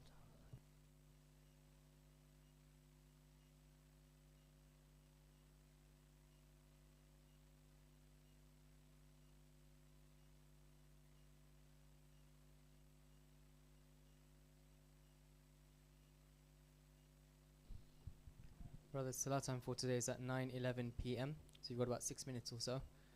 Just a reminder that there will be the auction directly after Salah in the main hall. Tabarak will also be served in the main hall. So please make your way out of the marquee after namaz and towards the main hall for the auction. Ahsant.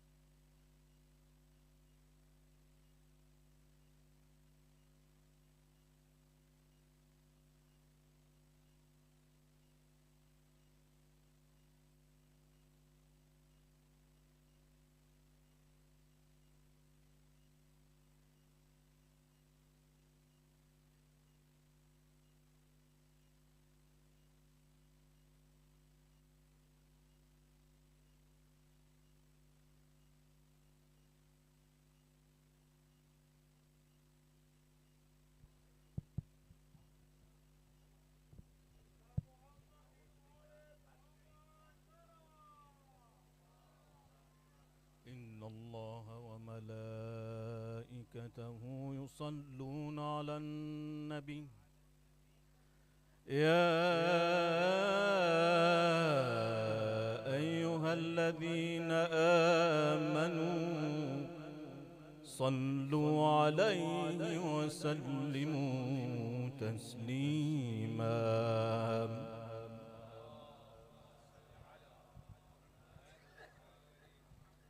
سبحان الله والحمد لله ولا إله إلا الله والله أكبر ولله الحمد. الله أكبر الله أكبر الله أكبر الله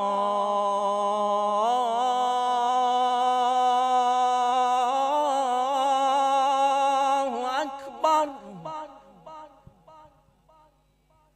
أشهد أن لا إله إلا الله.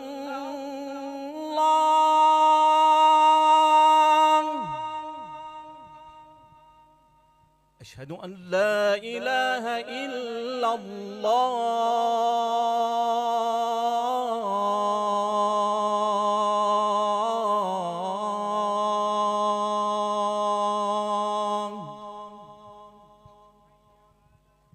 أشهد أن محمدًا رسول الله.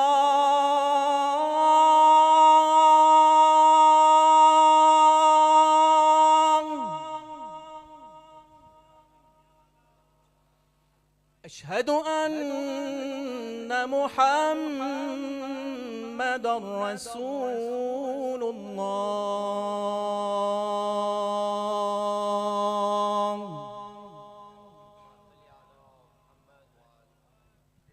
أشهد أن عليًّا ولي الله.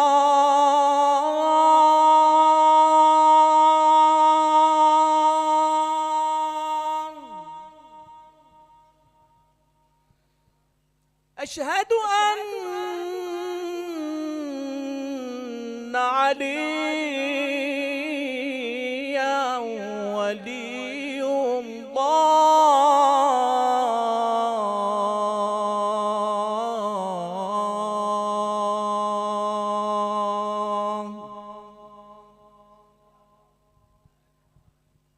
حي على الصلاة.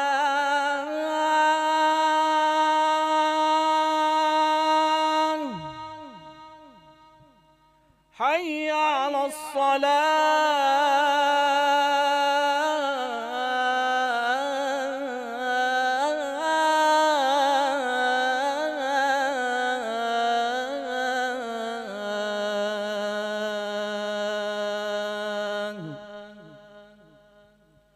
حي على الفلاح.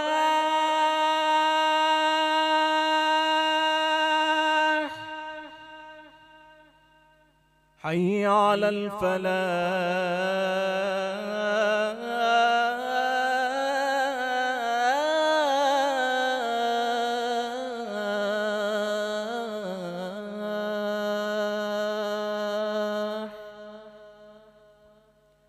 حي على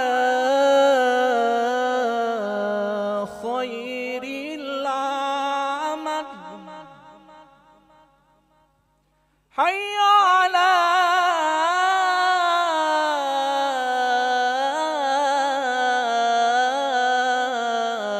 خير العمل.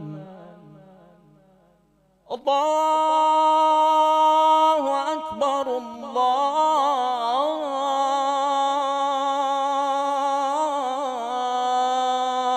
أكبر.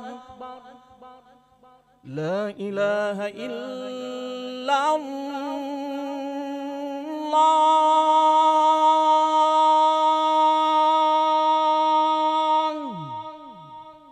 لا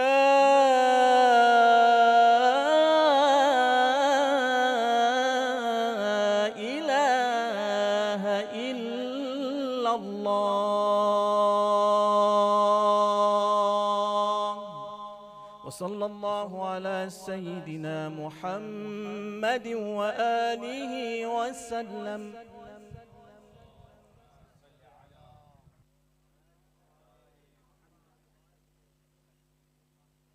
الله أكبر الله أكبر. أشهد أن لا إله إلا الله. أشهد أن لا إله إلا الله. أشهد أن محمدا رسول الله. اللهم صل على. أشهد أن محمدا رسول الله. اللهم صل. أشهد أن عليا ولي الله. أشهد أن عليا حجة الله. حي على الصلاة حي على الصلاة حي على الفلاح حي على الفلاح حي على خير العمل حي على خير العمل. قد قامت الصلاة قد قامت الصلاة. الله أكبر الله أكبر. لا إله إلا الله.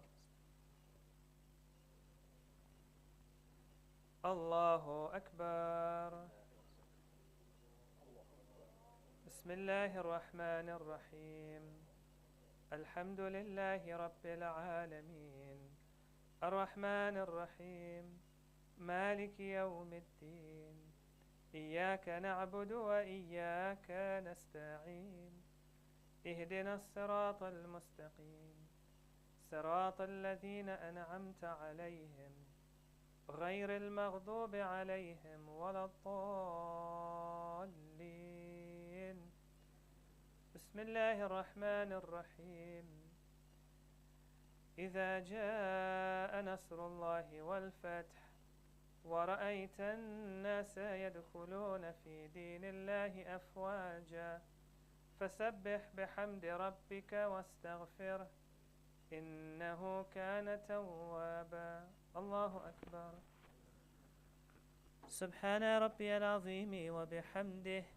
سبحان الله سبحان الله سبحان الله. سمع الله لمن حمده. الله أكبر.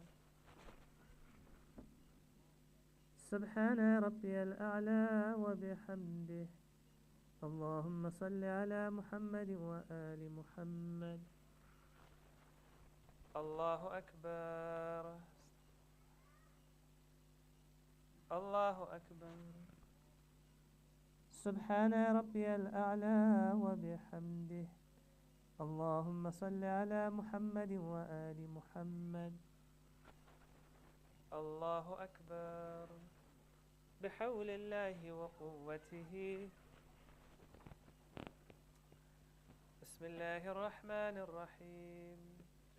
الحمد لله رب العالمين الرحمن الرحيم مالك يوم الدين. إياك نعبد وإياك نستعين.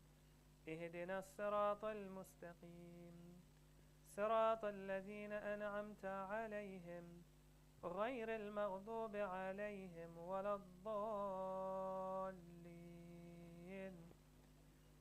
بسم الله الرحمن الرحيم.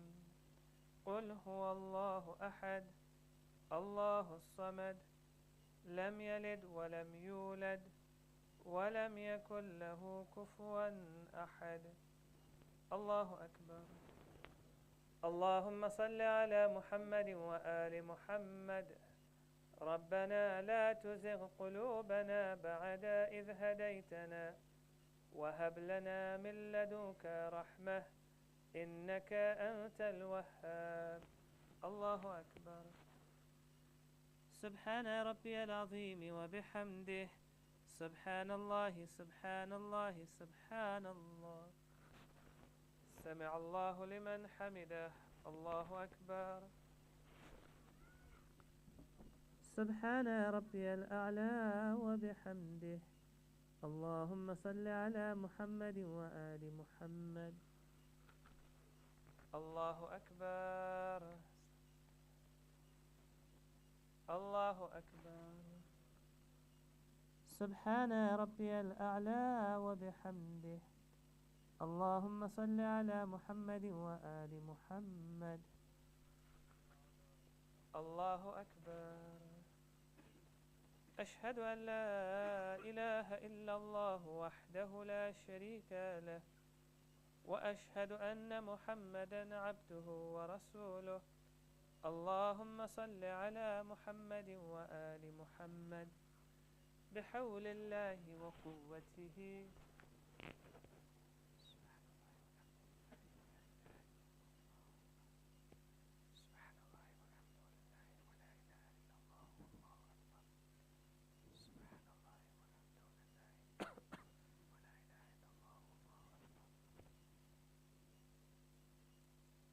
الله أكبر. سبحان ربي العظيم وبحمده.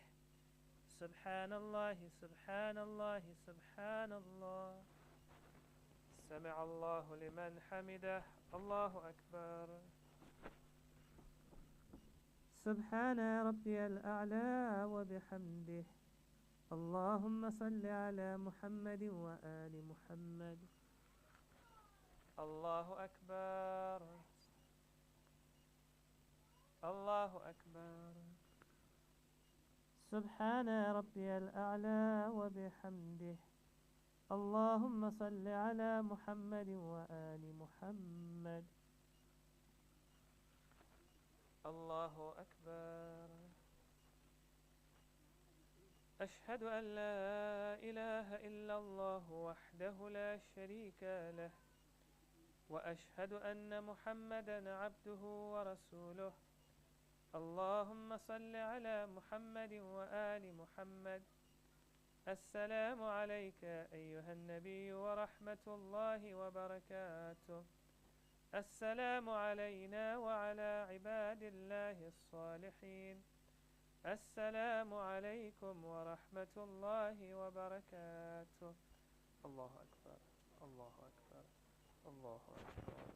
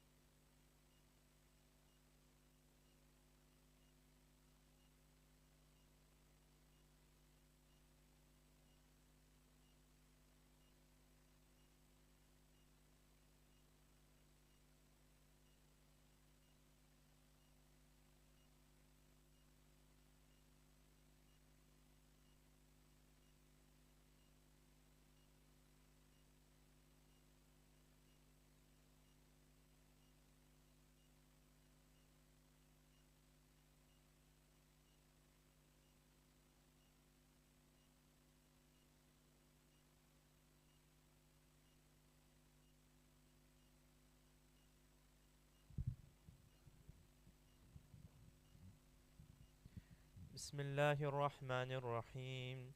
اللهم صل على محمد وآل محمد.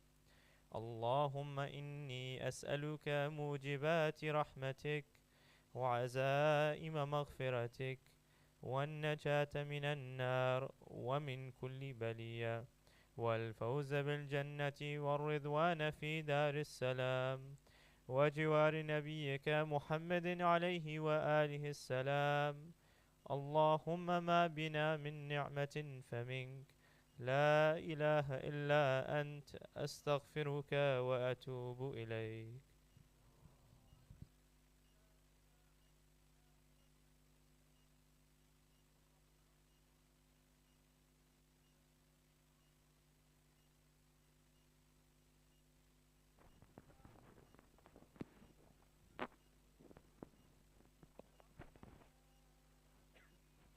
الله أكبر الله أكبر.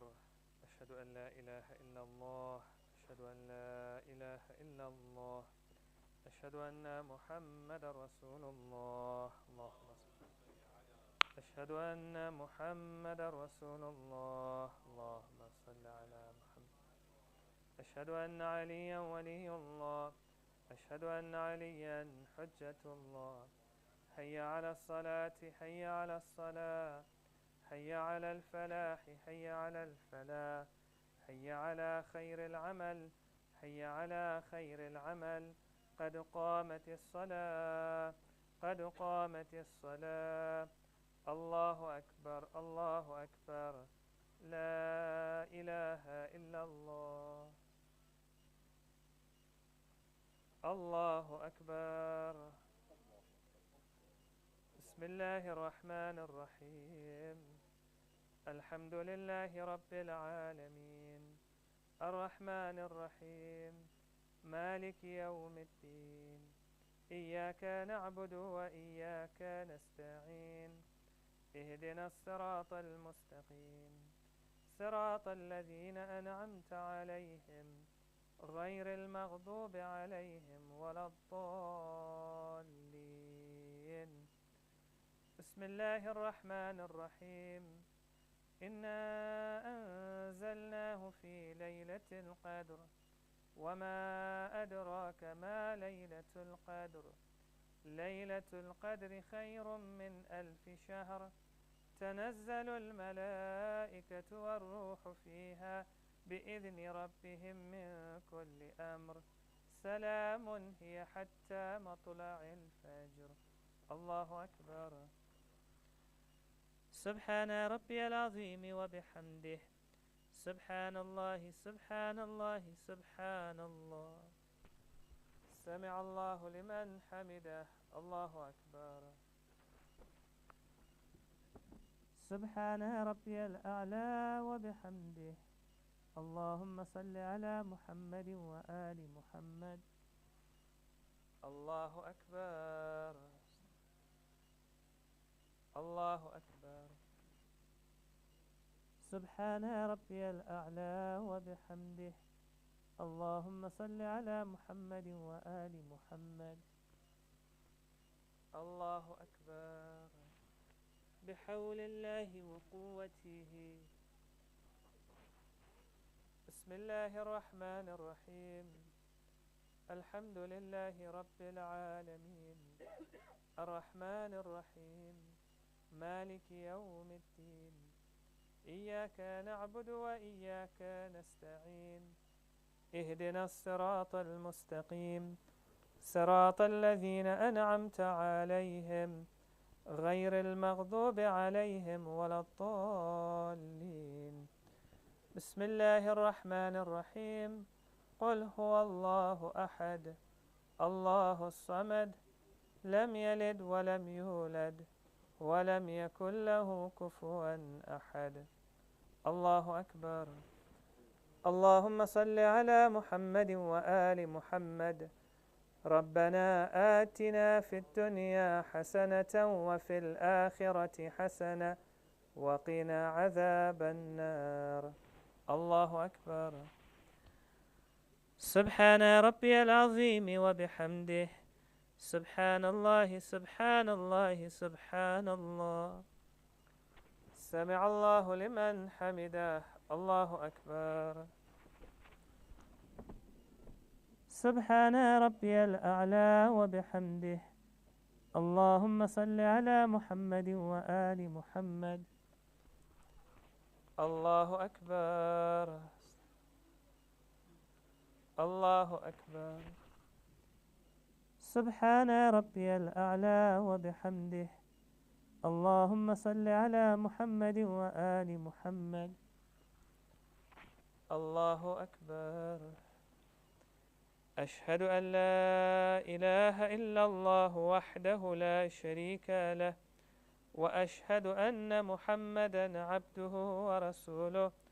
اللهم صل على محمد وآل محمد بحول الله وقوته.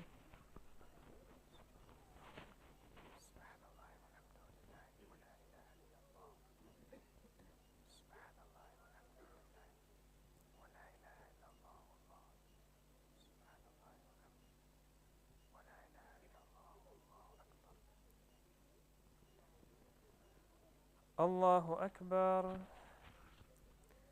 سبحان ربي العظيم وبحمده. سبحان الله سبحان الله سبحان الله. سمع الله لمن حمده. الله أكبر. سبحان ربي الأعلى وبحمده. اللهم صل على محمد وآل محمد. الله أكبر. الله أكبر. سبحان ربي الأعلى وبحمده. اللهم صل على محمد وآل محمد. الله أكبر. بحول الله وقوته.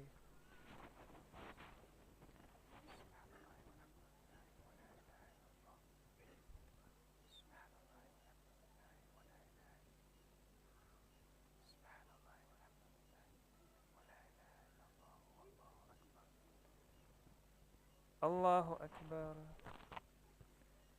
سبحان ربي العظيم وبحمده.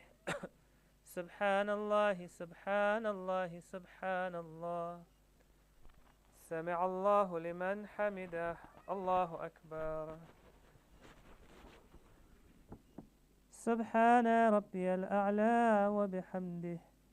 اللهم صل على محمد وآل محمد. الله أكبر. الله أكبر. سبحان ربي الأعلى وبحمده. اللهم صل على محمد وآل محمد.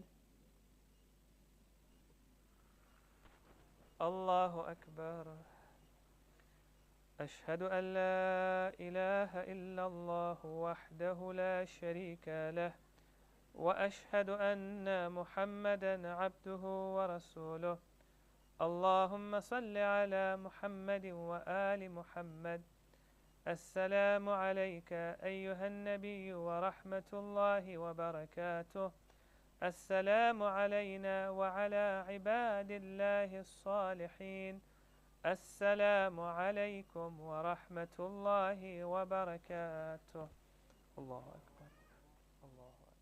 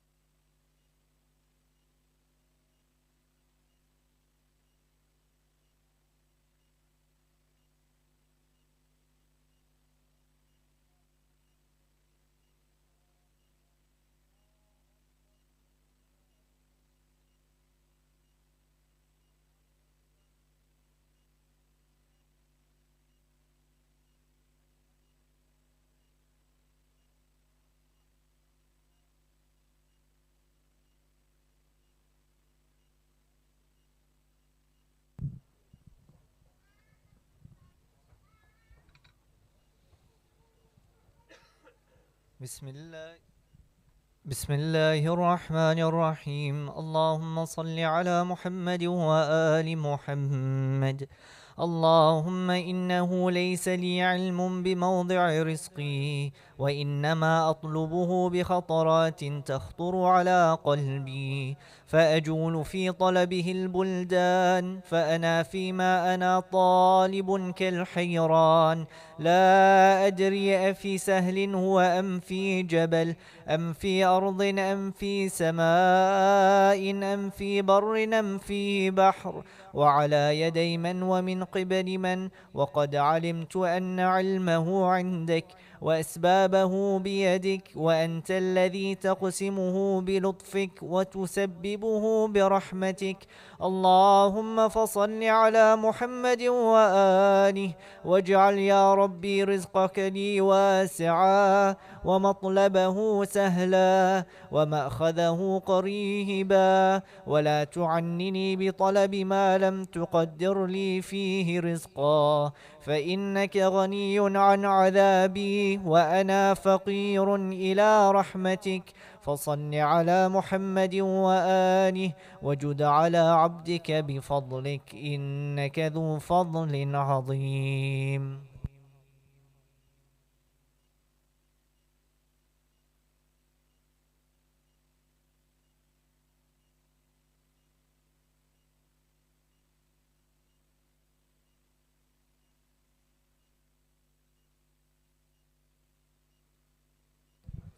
السلام عليك يا رسول الله، السلام عليك يا أمير المؤمنين، السلام عليك يا فاطمة الزهراء سيدتي نساء العالمين، السلام عليك يا خديجة الكبرى أم المؤمنين، السلام عليك يا حسن المجتبى، السلام عليك يا أبا عبد الله الحسين، وعلى 9 المأسومين من ذريتك، علي بن الحسين ومحمد بن علي وجعفر بن محمد وموسى بن جعفر وعلي بن موسى ومحمد بن علي وعلي بن محمد والحسن بن علي والحجة بن الحسن، عجل الله فرجا وسهل الله مخرجا وظهورا.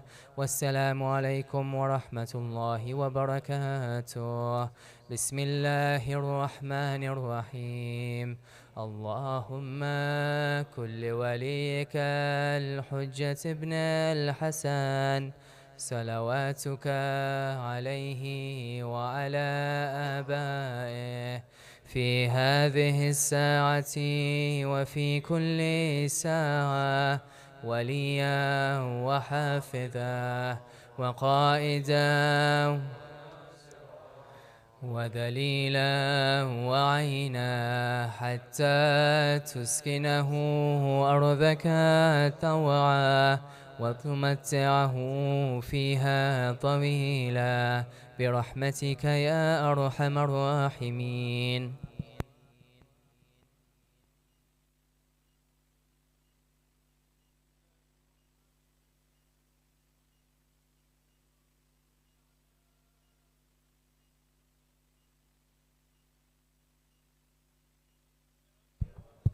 Brothers, just a reminder that Tabarak will not be served here in the ELC marquee. Please make your way to the main hall where the auction is ongoing. Ahsant.